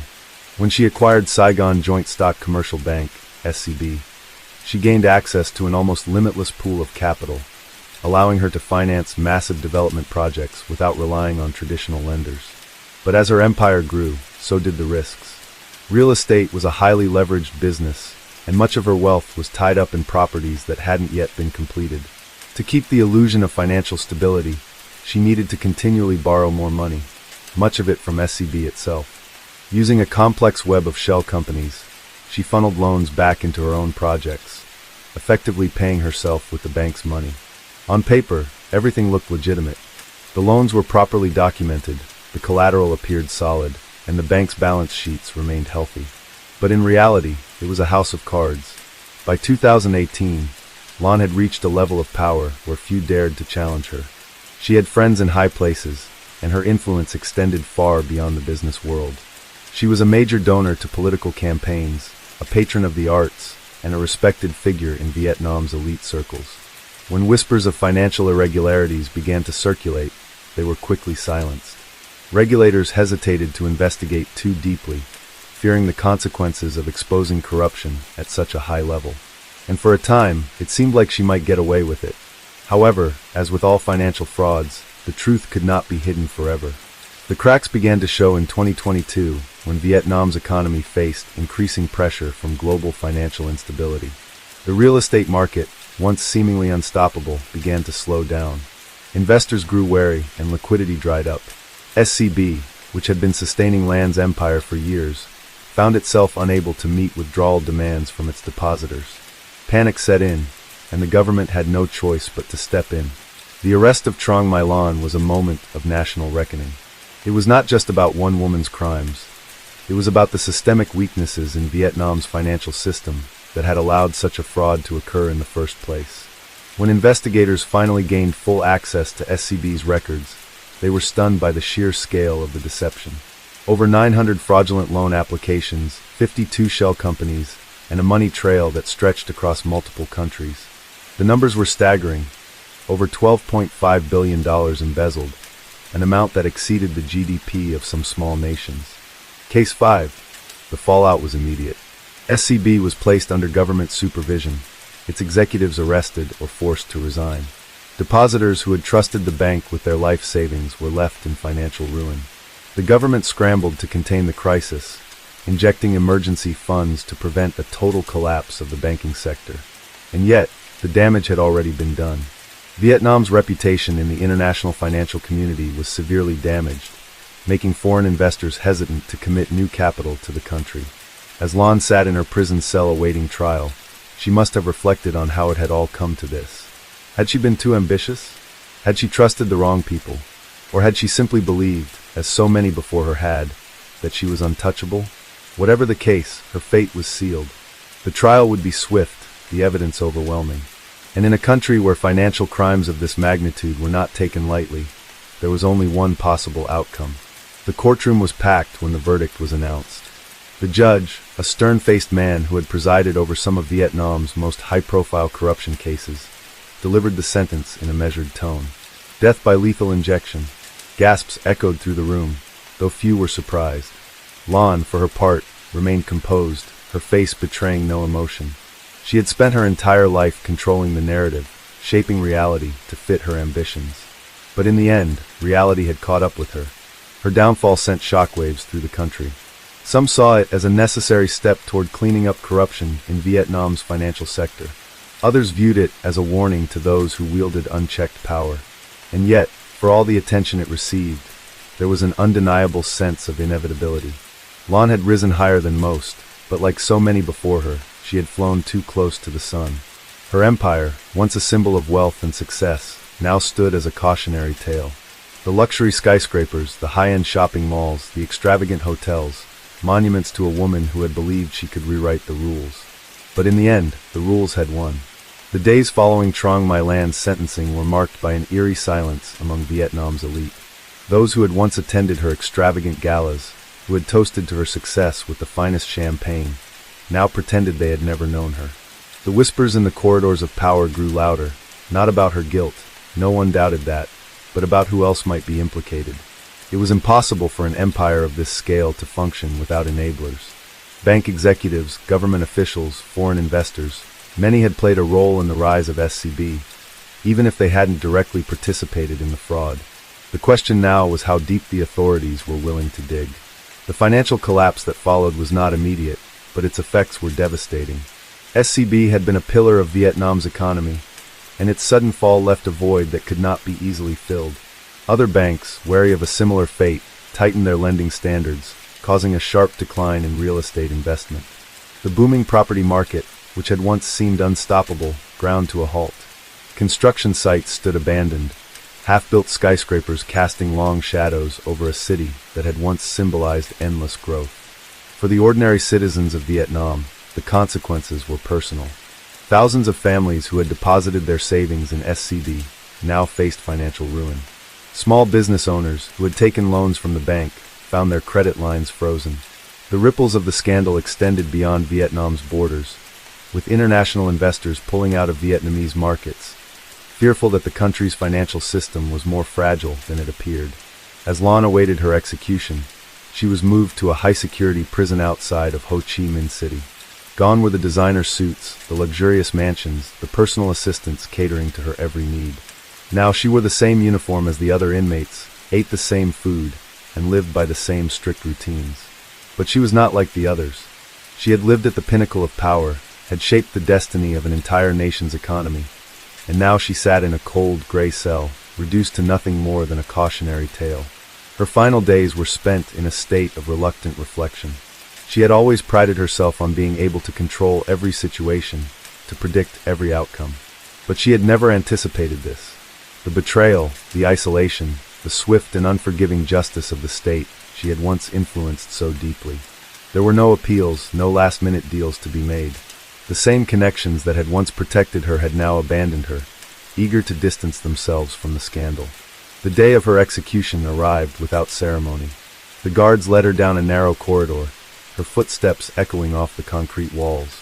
She did not resist, did not plead for mercy.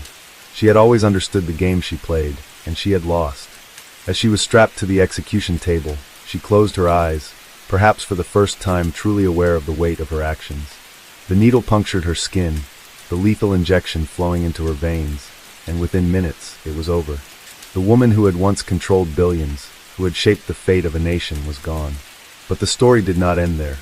In the weeks that followed, the Vietnamese government launched an extensive crackdown on corruption within the banking and real estate sectors. Executives were arrested, their assets seized.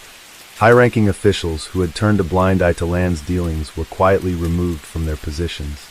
The government issued statements promising a new era of financial transparency, though many doubted whether real change would come.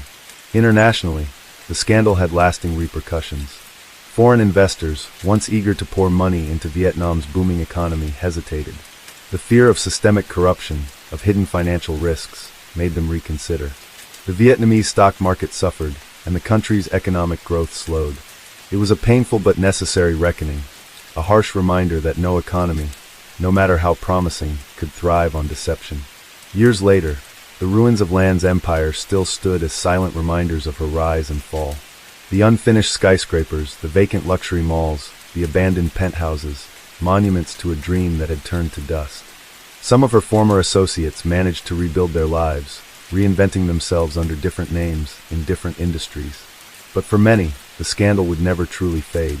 It was a stain on Vietnam's history, a lesson written in billions of lost dollars and shattered lives.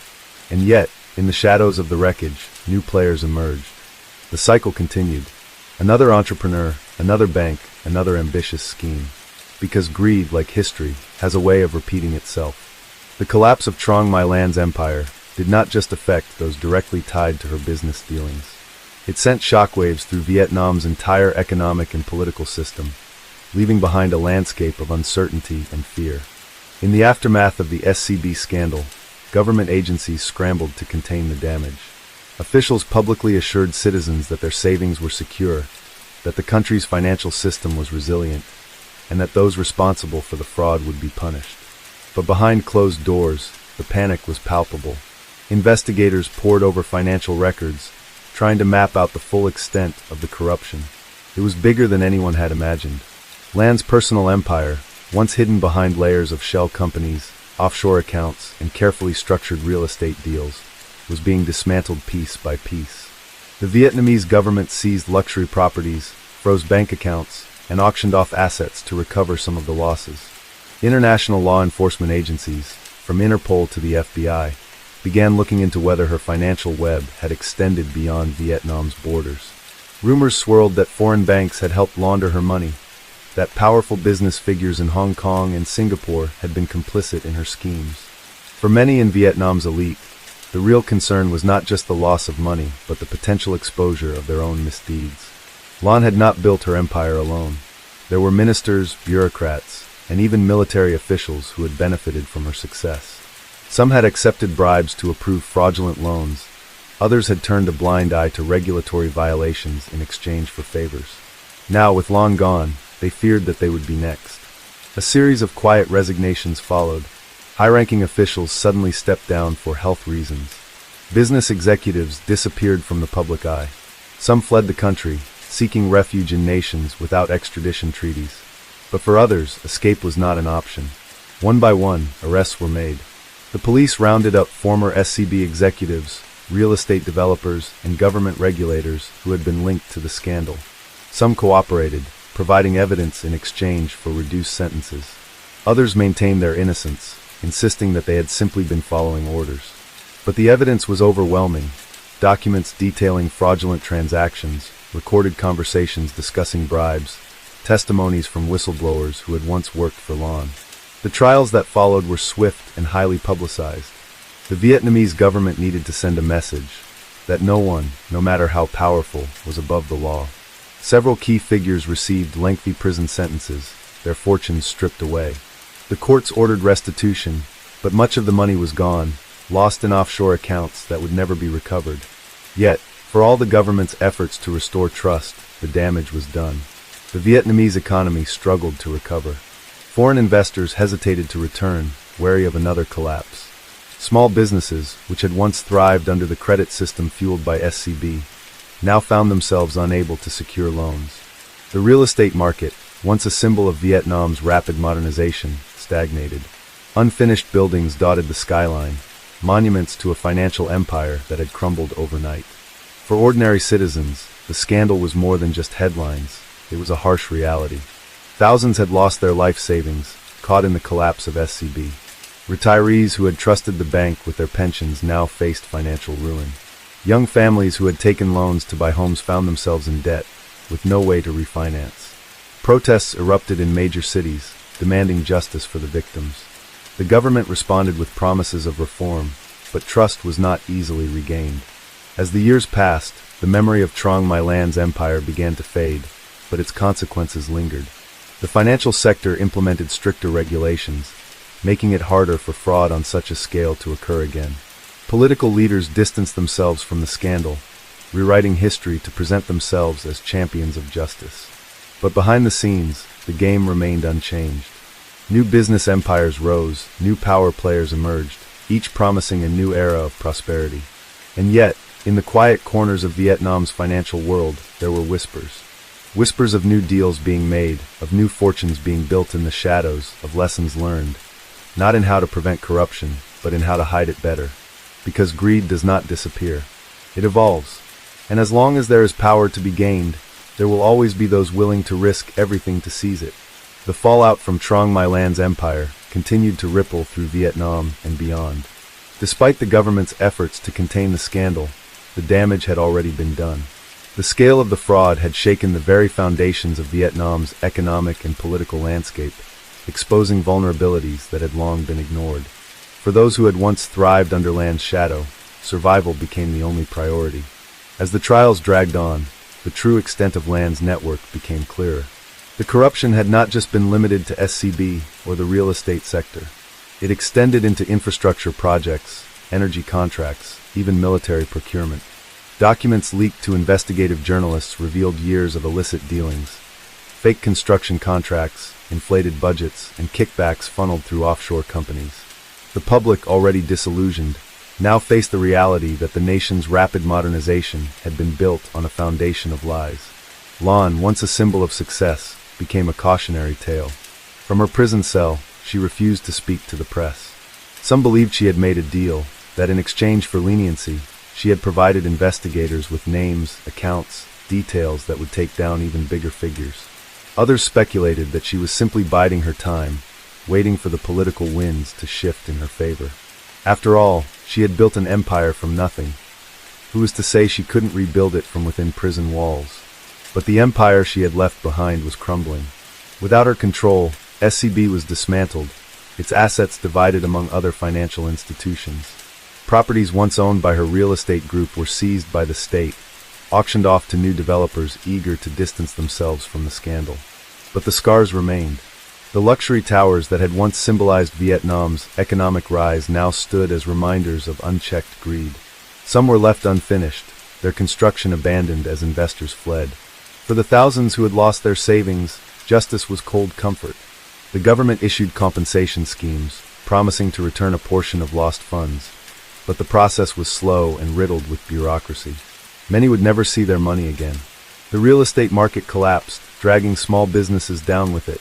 Unemployment rose, and for the first time in years, Vietnam's economic growth slowed. Internationally, Vietnam faced scrutiny. Foreign banks that had once welcomed Vietnamese capital now hesitated, fearing exposure to further corruption scandals. Trade agreements were re-evaluated, with some nations demanding stricter oversight on Vietnamese financial practices. The country's leadership, desperate to restore confidence, enacted sweeping reforms, promising transparency and stricter regulations. But trust, once broken, is not easily repaired. In the political sphere, the scandal became a weapon. Rival factions within the government used it to settle old scores, accusing one another of complicity. Ministers fell, bureaucrats were reassigned, and new faces emerged, promising change. Yet, behind closed doors, the game remained the same. Those who had once stood by Lan now sought new alliances, shifting their loyalties to the next rising power. For the ordinary people, life went on. The streets of Ho Chi Minh City, once bustling with high-end real estate developments, now saw a different kind of growth. Small businesses adapted, turning to alternative financial models. Crowdfunding platforms emerged, helping entrepreneurs bypass the traditional banking system. Digital currencies gained popularity as distrust in traditional institutions grew. Yet, in the quiet corners of Vietnam's financial world, whispers persisted. Whispers of hidden assets, of money that had never been recovered. Some believed Lan had stashed billions in offshore accounts, waiting for the right moment to reclaim her fortune. Others spoke of new players rising, learning from her mistakes, ready to exploit the same system that had once made her untouchable. Because power, once seized, is never easily relinquished. And in the shadows of Vietnam's economic recovery, a new generation of opportunists watched and waited, ready to take their turn at the game. In the aftermath of the SCB scandal, Vietnam's financial and political landscape underwent a transformation, though not the one many had hoped for. While the government publicly declared victory in dismantling the corrupt empire of Trong My Lan, behind closed doors, the deeper networks of power remained largely intact. The roots of corruption ran too deep, too intertwined with Vietnam's modernization efforts, to be easily removed. Trong My Lan herself became something of a ghost within the system. Officially, she was imprisoned, serving a life sentence for orchestrating the largest financial fraud in the country's history. But whispers suggested that her influence had not entirely vanished. Some claimed that the luxurious prison where she was held was more akin to a private estate, where she continued to conduct business through intermediaries. Others insisted that she had transferred control of her wealth to loyal associates who operated in her stead. Regardless of the truth, one thing was certain: Lan had built a system designed to outlive her, and in many ways it had. Meanwhile, the financial markets struggled to recover. The Vietnamese government injected funds into the economy to stabilize investor confidence, but the damage had already been done. International institutions tightened regulations on Vietnamese transactions, making it harder for businesses to secure loans or conduct foreign investments. Several banks, once seen as rising stars in Southeast Asia, faced internal audits, revealing further cases of mismanagement and fraud. SCB had been the largest scandal, but it was not the only one. For ordinary citizens, the aftermath was particularly painful. Thousands had lost their life savings, their homes, their businesses. The government's compensation programs were slow, bureaucratic, and often ineffective. Many former SCB customers found themselves trapped in legal battles, trying to reclaim even a fraction of what had been stolen. The real estate market, once fueled by speculation and artificial growth, collapsed, leaving towering skeletons of unfinished buildings across Ho Chi Minh City and beyond. What had once been a city of ambition now bore the scars of unchecked greed. In the political world, the scandal served as both a warning and an opportunity. Rival factions within the Communist Party used the fallout to settle old scores, pushing out those who had been too closely tied to Lan's operations.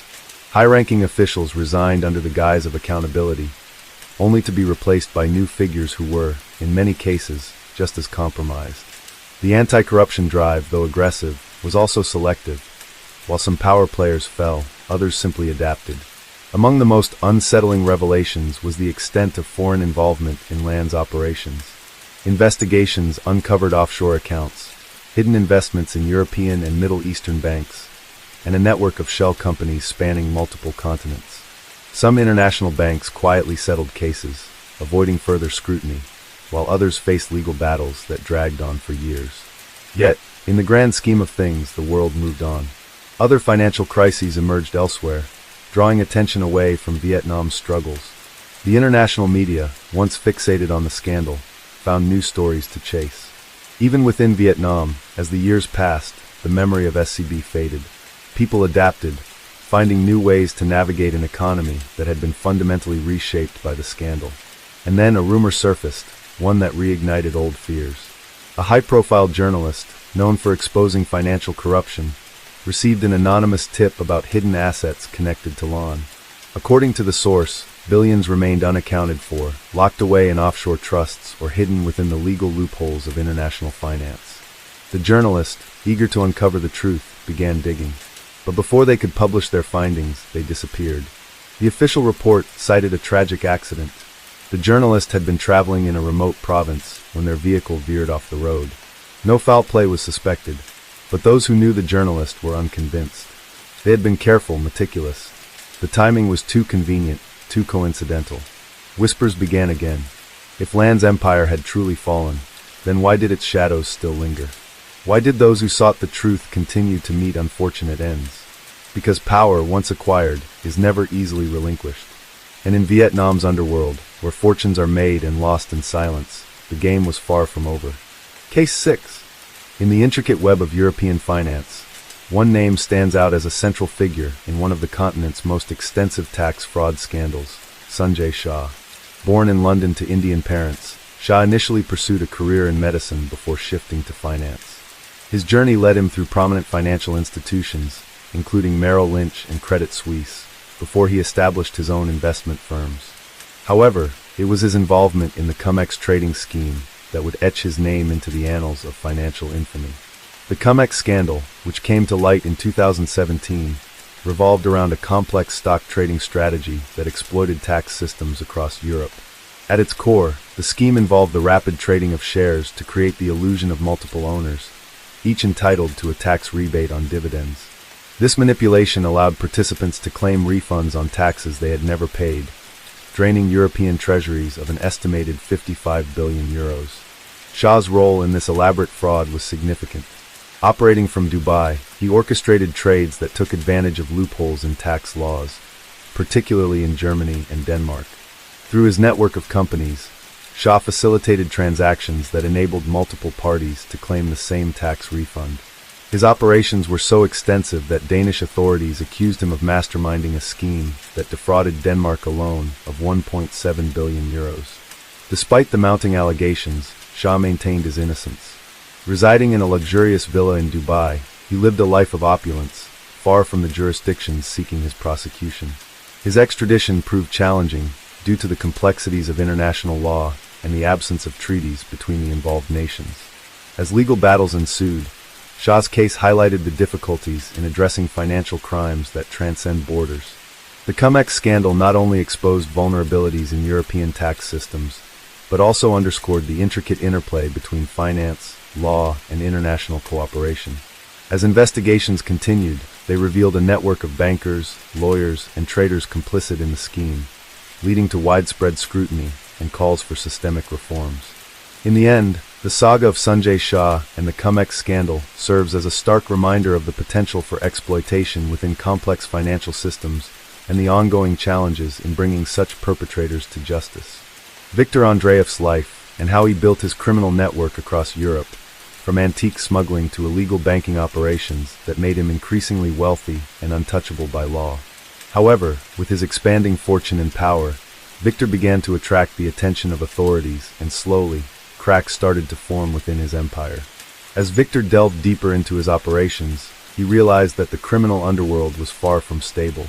He was a master at covering his tracks, but each move he made gradually limited his escape routes. One of his riskiest decisions was entering the world of high-stakes financial fraud, a realm where even the slightest misstep could trigger a cascade of consequences. The scheme began with offshore accounts in Switzerland and Cyprus, where he funneled millions through a network of shell companies. These companies, seemingly legitimate, were nothing more than facades that laundered illicit money from arms smuggling, art theft, and cryptocurrency scams. Viktor's brilliance lay in his ability to manipulate financial systems, using AI-driven algorithms to execute high-frequency trades that blurred the origins of his wealth. At first, his plan worked seamlessly. Investors, lured by promises of staggering returns, poured their money into his funds, unaware that they were nothing more than elaborate Ponzi schemes. With each new investor, Viktor paid the old ones, creating an illusion of success. His network spanned from London's financial district to discreet offices in Monaco, where he conducted business with powerful figures who, like him, thrived in secrecy. But as his empire expanded, so did the risks. A former associate, a Hungarian banker named Laszlo Kovacs, became disillusioned with Viktor's methods. Laszlo had initially been drawn to the operation by the promise of unimaginable wealth, but over time, he began to see the true cost: financial ruin for unsuspecting victims, lives destroyed by deception. Fearing for his own future, Laszlo made a fateful decision. He contacted European authorities, offering them an inside look at Viktor's empire in exchange for immunity. Unbeknownst to Viktor, a multinational task force had been monitoring his activities for months. Laszlo's testimony provided the missing piece of the puzzle. Specific names, transaction records, and encrypted communications that painted a damning picture of Victor's operations. The authorities launched a covert operation, surveilling Victor's movements, tracking his private jets, and intercepting his financial transactions. Despite his paranoia, Victor remained convinced of his invincibility. He had bribed politicians, manipulated law enforcement agencies, and built a web of influence that made him feel untouchable. But he underestimated the power of betrayal. One evening in Zurich, as he prepared to finalize a deal with a wealthy Middle Eastern investor, a sudden commotion erupted in the lobby of his five-star hotel.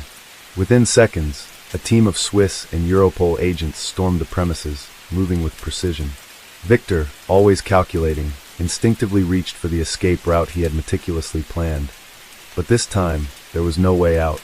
The arrest sent shockwaves through the financial and criminal worlds alike. News headlines across Europe painted Victor as the mastermind of one of the largest fraud schemes in history. His assets were frozen, his associates arrested, and his empire dismantled piece by piece. Yet, even as he sat in an interrogation room, facing a lifetime behind bars, Victor's mind remained restless. He had spent decades outmaneuvering his enemies, and as the interrogators laid out their case against him, a faint smirk played on his lips. He knew one thing that they didn't. His fortune wasn't entirely gone, and there were still those loyal to him on the outside. The question remained, was this truly the end of Victor Andreev, or was it merely another beginning? The walls of the interrogation room were cold, sterile, and devoid of anything that could provide comfort. The air was thick with the scent of stale coffee and cigarette smoke, remnants of the long hours the investigators had spent piecing together their case. Victor sat motionless, his mind calculating at an extraordinary pace. He had spent decades mastering the art of deception, and now, for the first time, he was caught in a position where he was no longer in control. Across from him sat a Swiss investigator, a man in his mid-40s with a face hardened by years of chasing criminals who thought they were untouchable. His name was Detective Lars Schneider, and unlike the many corrupt officials Victor had dealt with, this man had no price. His determination was unshakable, his mission clear, to bring Victor Andreev to justice. The documents laid before Victor detailed his entire criminal empire. Every offshore transaction, every fraudulent account, every forged signature that had fueled his decades-long reign as the Shadow King of Europe's underworld. The sheer depth of the evidence was staggering, and yet Victor remained composed. He had faced adversities before, and he was not about to let this moment shatter the persona he had spent his entire life perfecting. As Lars flipped through the pages, his voice calm but firm, Victor's mind wandered back to the events leading up to his capture. It had all begun with a single miscalculation, a rare error in his otherwise flawless web of deceit. Months before his arrest, Victor had orchestrated what should have been the crowning achievement of his career. A deal worth over €2 billion involving the sale of stolen antiquities, arms trade, and high-frequency stock manipulation. The buyers were among the world's most powerful entities, corrupt oligarchs, rogue nation-states, and secretive investment groups that thrived in the shadows. The transaction was complex, requiring an intricate ballet of encrypted communication, money laundering through shell corporations, and coordination between multiple intermediaries who had never even met each other. Everything had gone according to plan until a single encrypted email was intercepted by a cybersecurity unit in France. The email itself contained nothing explicitly incriminating. Victor had ensured that no direct ties could ever be traced back to him. However, the metadata embedded within the message revealed patterns that intelligence agencies had been tracking for years. Victor had used the same sophisticated encryption software in previous deals, and this was the threat authorities had been waiting for. The unraveling was slow, methodical. Investigators didn't strike immediately. Instead, they watched. They followed the trails, connected the dots, and built a case so airtight that even Victor's most skilled lawyers would struggle to dismantle it. Back in the interrogation room, Victor remained silent as Lars laid out the reality of his situation. The list of charges was exhaustive: fraud, conspiracy, racketeering, money laundering, arms trafficking. If convicted, he would spend the rest of his life behind bars.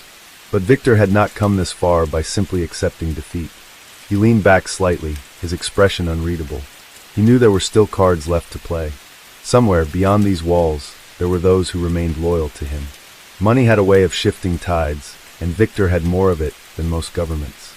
His mind drifted to the contingency plans he had put in place over the years. Hidden accounts in jurisdictions that didn't comply with international law, encrypted communications set to activate upon his arrest, and most importantly, people within the system who owed him favors. Yet, as much as he wanted to believe he could escape, he knew the reality of his situation. This was not a simple arrest. This was a coordinated effort by multiple nations, an operation that had been in the making for years. His usual tactics of bribery and intimidation would not work here. For the first time in decades, Victor found himself staring at a future where he was no longer the puppet master, but the one whose fate was being decided by others. The thought was unsettling, but Victor was not a man who surrendered easily. If this was to be the final game, he would play it until the very last move. The sound of the heavy iron door locking behind Victor echoed through the dimly lit corridor. He was no longer a man of influence, no longer the untouchable figure who had dictated the fates of corporations, governments, and entire economies from the shadows.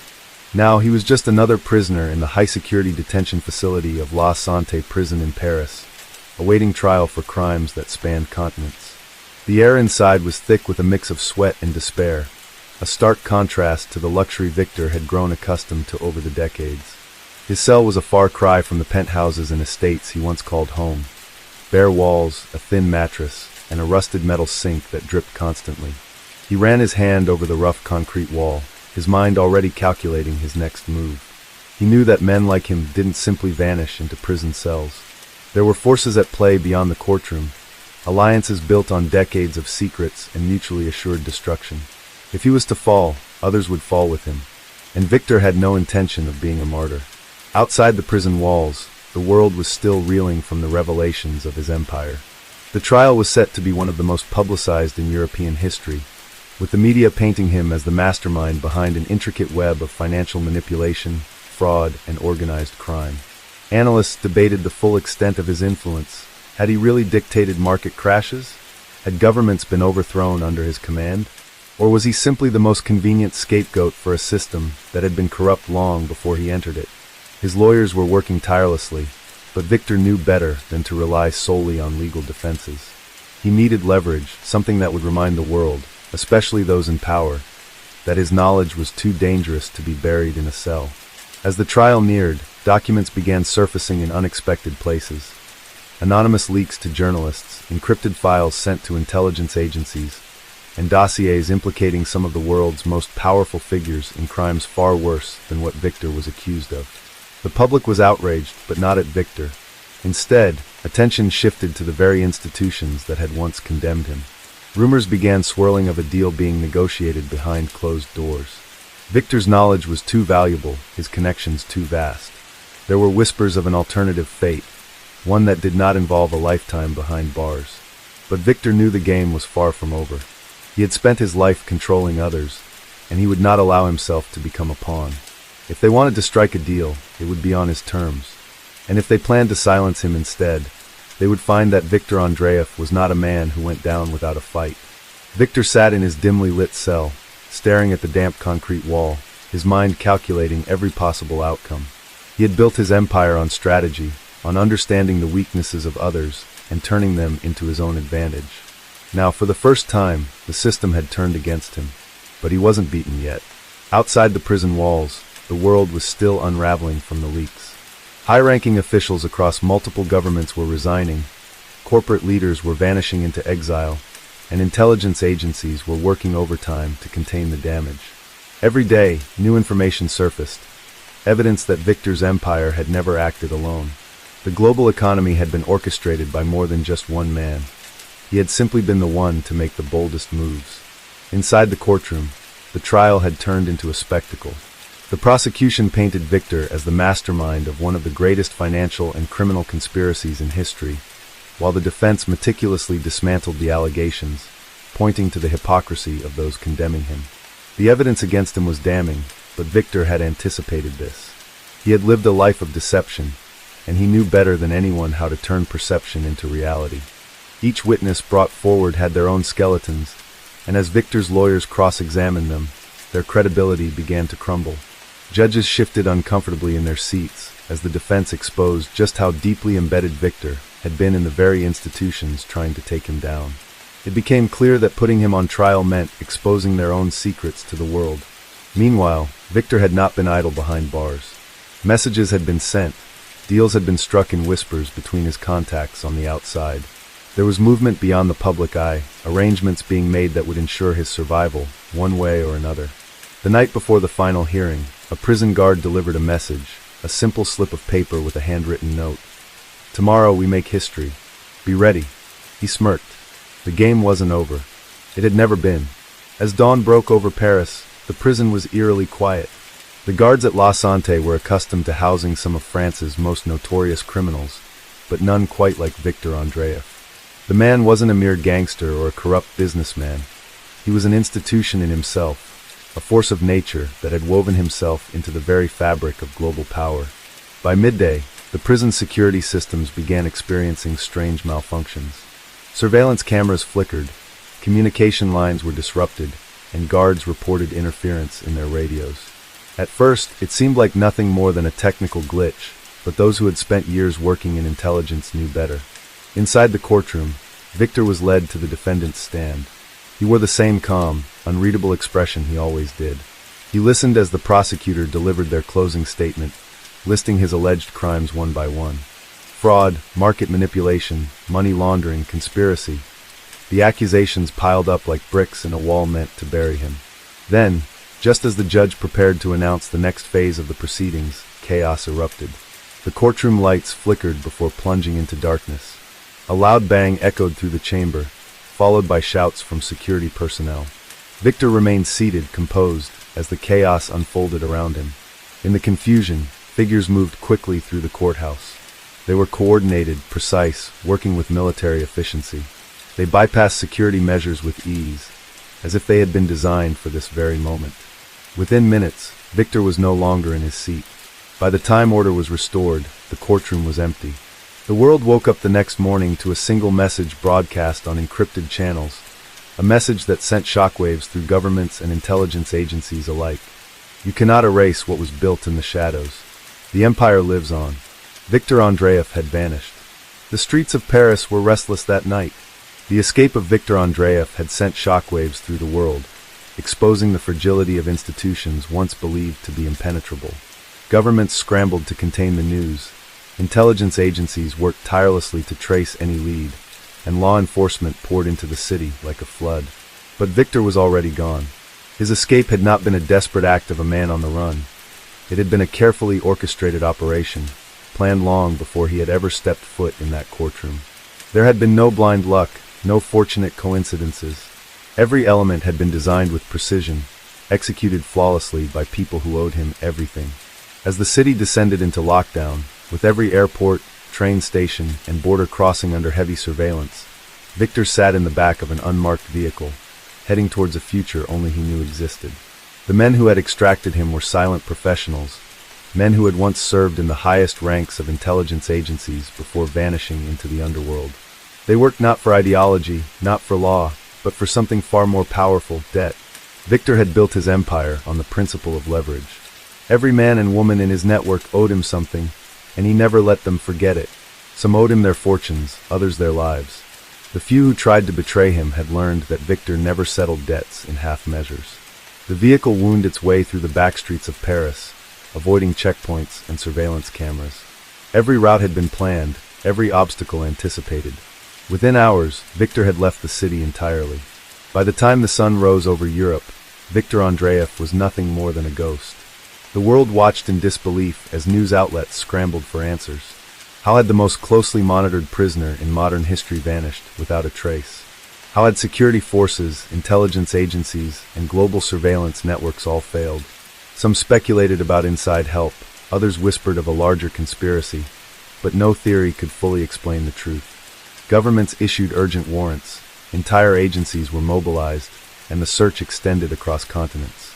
But Victor Andreev had spent his life mastering one simple truth. Power was not about control, it was about perception. And now, the world perceived him as unstoppable. Months passed, and the trail grew colder. A handful of unconfirmed sightings emerged, each more improbable than the last. A private security contractor in Dubai claimed to have seen Victor in a luxury penthouse. But when authorities arrived, the apartment had been stripped of all evidence. A banker in Hong Kong reported a transaction linked to one of Victor's old shell companies, but the funds vanished before they could be traced. A journalist in Buenos Aires received an anonymous message, a single line of text.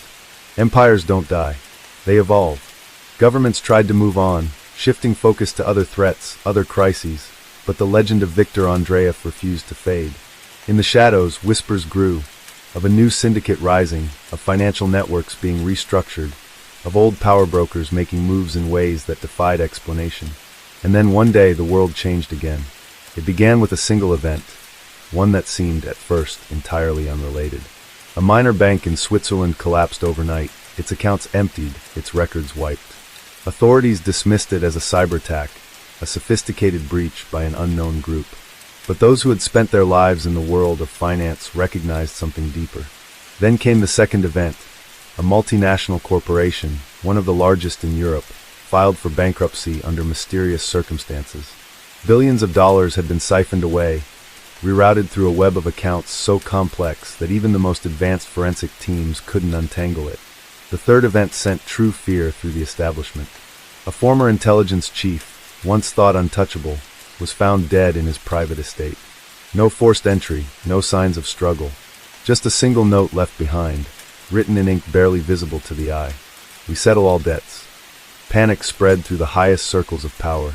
Some believed it was mere coincidence, others dismissed it as paranoia, but those who understood the game knew better. This wasn't revenge. It wasn't chaos. It was strategy. Viktor Andreev had returned. The world would never be the same. Lu Cheng was a man whose name would forever be etched into the criminal history of China. Born in 1972 in Guangzhou, he was raised in a modest household where hard work and discipline were instilled in him from an early age. His father was a factory worker, his mother a street vendor selling dim sum to passers-by. Yet, despite his humble beginnings, Lu Cheng was never content with the life laid out before him. Unlike his peers who followed the conventional paths of education and labor, he sought something more, something bigger, something that would place him beyond the reach of an ordinary life. By the age of 17, Lu had already found his way into the underworld, working for a small-time smuggling operation along the southern coast. At first, he was just another recruit, learning the trade of moving contraband across borders. But unlike the others, Lu possessed something rare, an exceptional mind for organization, strategy, and deception. He quickly rose through the ranks, transforming from a mere foot soldier into a trusted lieutenant.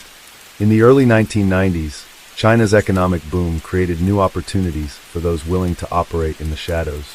While legitimate businesses flourished, so did the illicit industries that thrived on loopholes in the system. Lu saw this as his chance. He broke away from his old associates and built something of his own, a sprawling empire of illegal trade that spanned across provinces. Counterfeit luxury goods, weapons, stolen electronics, and even human trafficking became part of his growing empire. With every successful operation, his network expanded, pulling in corrupt officials, businessmen, and enforcers who ensured that his operations remained untouchable. Lu's most lucrative venture, however, was his involvement in the counterfeit pharmaceutical trade. As China's pharmaceutical industry grew, so did the demand for cheaper alternatives. Lu capitalized on this, producing fake medications that were nearly identical to legitimate ones. Factories were set up in remote locations, workers were paid in silence, and bribed regulators turned a blind eye. His counterfeit drugs infiltrated not just local pharmacies, but also international markets, causing a silent catastrophe as patients unknowingly consumed ineffective or dangerous medications. It wasn't until 2008 that authorities began to understand the true scale of Lu Cheng's empire. A shipment of counterfeit antibiotics had been intercepted in Hong Kong, traced back to one of his clandestine factories in Shenzhen. What followed was a slow, meticulous unraveling of a web so vast that it stunned even the most seasoned investigators. Lu had embedded himself deep within the system, making him nearly impossible to touch. For years, he evaded law enforcement through an intricate network of shell companies and offshore accounts. His presence was everywhere, yet he remained a ghost, constantly shifting locations and identities. By the time Chinese authorities launched their largest crackdown against organized crime in 2012, Lu was already miles ahead. He fled to Southeast Asia, where he continued his operations from the shadows, orchestrating deals through intermediaries. His downfall, however, came not from the authorities, but from betrayal within his own ranks. One of his most trusted lieutenants, fearing for his own safety, turned against him. With information provided by the insider, Chinese law enforcement, in collaboration with Interpol, finally tracked Lu down in a luxury villa in Bangkok. After an intense operation, he was captured and extradited back to China. Lu Cheng's trial was one of the most high-profile cases in Chinese history. The courtroom was packed with journalists, officials, and families affected by his counterfeit drugs. The evidence was overwhelming: financial records, testimonies, and mountains of confiscated goods. In the end, there was no escape. The verdict was swift, and the punishment severe. His empire crumbled, his wealth seized, and his name became a warning. A reminder that no matter how powerful a criminal might become, the law would always catch up. But for those who suffered from his crimes, justice came too late. Many lives had already been lost, and no sentence could undo the damage done. And so the name Lu Cheng faded into history, remembered not for his brilliance, but for the devastation he left behind. Lu Cheng sat in his prison cell, staring at the cold, gray walls that surrounded him. The once mighty kingpin of China's largest criminal empire was now nothing more than an inmate, stripped of his power, wealth, and influence. His story, however, was far from over. The fall of his empire had sent shockwaves through the criminal underworld, and the repercussions of his arrest would continue to unfold for years to come. For decades, Lu had operated with impunity, building a vast network of corruption and deceit that had made him one of the most powerful figures in China's black market. His counterfeit pharmaceutical business had earned him billions, but at the cost of countless lives. Victims of his fake medications had suffered agonizing deaths, their families left in despair, while Lu lived in luxury, untouched by the suffering he had caused. The trial had been swift, but the investigation into his empire was far from over. Authorities combed through thousands of documents, bank records, and coded communications, trying to piece together the full extent of his operations. Every day, new evidence emerged: hidden warehouses filled with counterfeit drugs, offshore accounts that had funneled billions through secret channels, and corrupt officials who had protected him for years. As Lu sat in his cell, he knew that his legacy was unraveling. His former allies, desperate to save themselves, were turning against him, revealing secrets he had worked so hard to keep hidden. The very people who had once sworn loyalty to him were now testifying in court, detailing the extent of his crimes in exchange for reduced sentences. Outside the prison walls, the world was changing. The Chinese government had launched its most aggressive anti-corruption campaign in decades, using Lu's case as a warning to others. Officials who had once been untouchable were now being investigated, their hidden dealings exposed to the public. The underworld, once ruled by Lu's iron fist, was now in chaos, as rival factions fought for control of the remnants of his empire. But even as Lu's world crumbled, a part of him refused to believe it was over. He had spent his entire life outmaneuvering the law, escaping capture time and time again. Was this truly the end? Or was there still a way out? Lu had always been a master strategist, a man who thrived in the shadows. He knew that prison was not an impenetrable fortress. It was just another system, with its own rules, its own weaknesses. He had bribed officials before. He had escaped from impossible situations. Perhaps, just perhaps, there was still a way to reclaim his freedom. He thought back to the early days of his empire, to the first deals he had made, the first risks he had taken. He had been young, ambitious, and fearless. Nothing had seemed impossible. Wasn't that the very mindset that had made him who he was? In the darkness of his cell, Lu Cheng began to plan. The game was not over yet. Lu Cheng knew he was running out of time. Every day that passed in his cold prison cell felt like a slow death, but his mind never stopped working. The old instincts, the ones that had made him the most powerful criminal in China, had not faded. If anything, they had sharpened. He had built an empire once. He could do it again. But the world outside had changed. The Chinese government had declared an all-out war against corruption and organized crime, and Lu's downfall had been the first major victory in their campaign. The very officials he had once bribed were now being exposed, arrested, and sent to trial. His offshore accounts were being seized, his hidden warehouses raided, and his most trusted allies taken in for questioning. Some had already turned against him, trading information for their own survival. The walls were closing in, but Lu knew that every system had cracks. His prison was one of the highest security facilities in China, built to house the most dangerous criminals, drug lords, corrupt politicians, and violent gang leaders. Yet, even in the tightest cages, corruption still thrived. The guards had power. Power over the prisoners. Power over information. And where there was power, there was always a price. Lu spent months observing, watching carefully for weak spots. He studied the guards' routines, their habits, their personalities. Some were loyal to the system, but others had debts. Gambling, affairs, addictions. Weaknesses he could exploit. He started small. A whispered conversation here, a coded message there. A promise of wealth, a reminder of what he had once controlled.